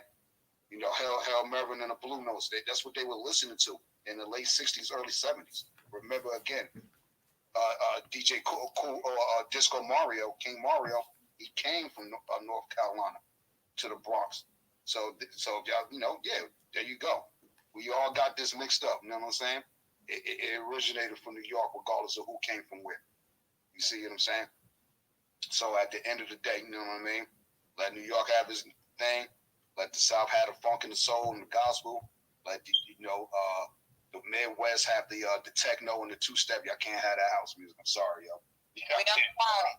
I'm sorry. You know what I mean? No, we want the house music because now you got the Afrobeat saying that, Africans saying that they got the best house music in the world. How can that be? You know what I'm saying? When we created the four on the floor. Groove on the one. James Brown told you. Groove on the one. That shit changed the game of music forever. You feel what I'm saying? Shout out to the West Coast for the gangster music too. Yeah, there you go. See what I'm saying? DJ, can we also say this here? It doesn't matter where Kool Herc came from. It doesn't matter if he's a Jamaican. It doesn't matter if MC Lyte is a Haitian. The bottom line is all of these artists was around Black American culture. And so none of the things that they did hip-hop wise came from their culture. It came from ours. So they still can't claim it as hip-hop being a Jamaican thing or a Haitian thing or African thing or Puerto Rican thing because it came from Black culture. And that's on period. Right. So we agree to agree on that one. That's the bottom line. So you will have to show me the Melly Mel of Kingston, Busta Rhymes, that don't exist. You know what I'm saying? Y'all was listening to our music beaming off a radio tower that was coming from Cuba. You feel what I'm saying? Y'all didn't even have your own radio stations. Y'all was listening to our music from y'all radio stations because of Cuba had an American radio tower. And I think Puerto Rico had one back then too. Because, you know, the Navy be test bombing out there and shit, you know what I mean? And I've been to Agua Dia too, so it's a military base out there. So with that being said, again, hip-hop is New York, man. And let's not forget, folks, there were Black people living in New York since we've been here. You know what I'm saying? So you give those folks some credit to them. But go ahead. All right. Yeah, it was a few of them living up there. Not a whole bunch, but it was a few of them. But you're right. We had Black people up north as well, too. But the vast majority, 89, 90% was definitely down south. But you're right. We did have people up there as well in the north. And I'm sure you probably had them all throughout the country as well, too. So in the West and the Midwest, even though at that time there was no Midwest or whatever, but I'm sure you had them out there as well, too. So definitely, and let me give a shout out, Straight No Chaser. Thank you for the donation on PayPal as well too. We're gonna get ready to close this one out, guys. We will probably be back either Sunday or Monday. I want to say probably Monday. Start back the regular spaces and stuff. This was definitely a good week for the spaces, from the Dr. Claude space all the way up to the day and everything else. So shout out to everybody that came up in the spaces this week and supported. Definitely stay looking out for the notifications. If you have not, subscribe to the YouTube channel, guys. And so if you do miss a space or whatever, you can always go on YouTube. It's a couple hundred videos on there. We just go ahead and upload the actual spaces on there. So you got spaces all the way from last year. You can always check out and hear on the actual YouTube video as well, to share it with your people and everything else, guys. And we definitely appreciate everybody coming in. Y'all have a good weekend. Don't forget DJ Space coming up as well, too. I think that's starting at 11. So check DJ Space out as well, too, guys. For those that can't make it, y'all have a good weekend. And we will see you either Sunday or Monday. So peace. Everybody be safe. Peace. We're starting out right now. Let's go.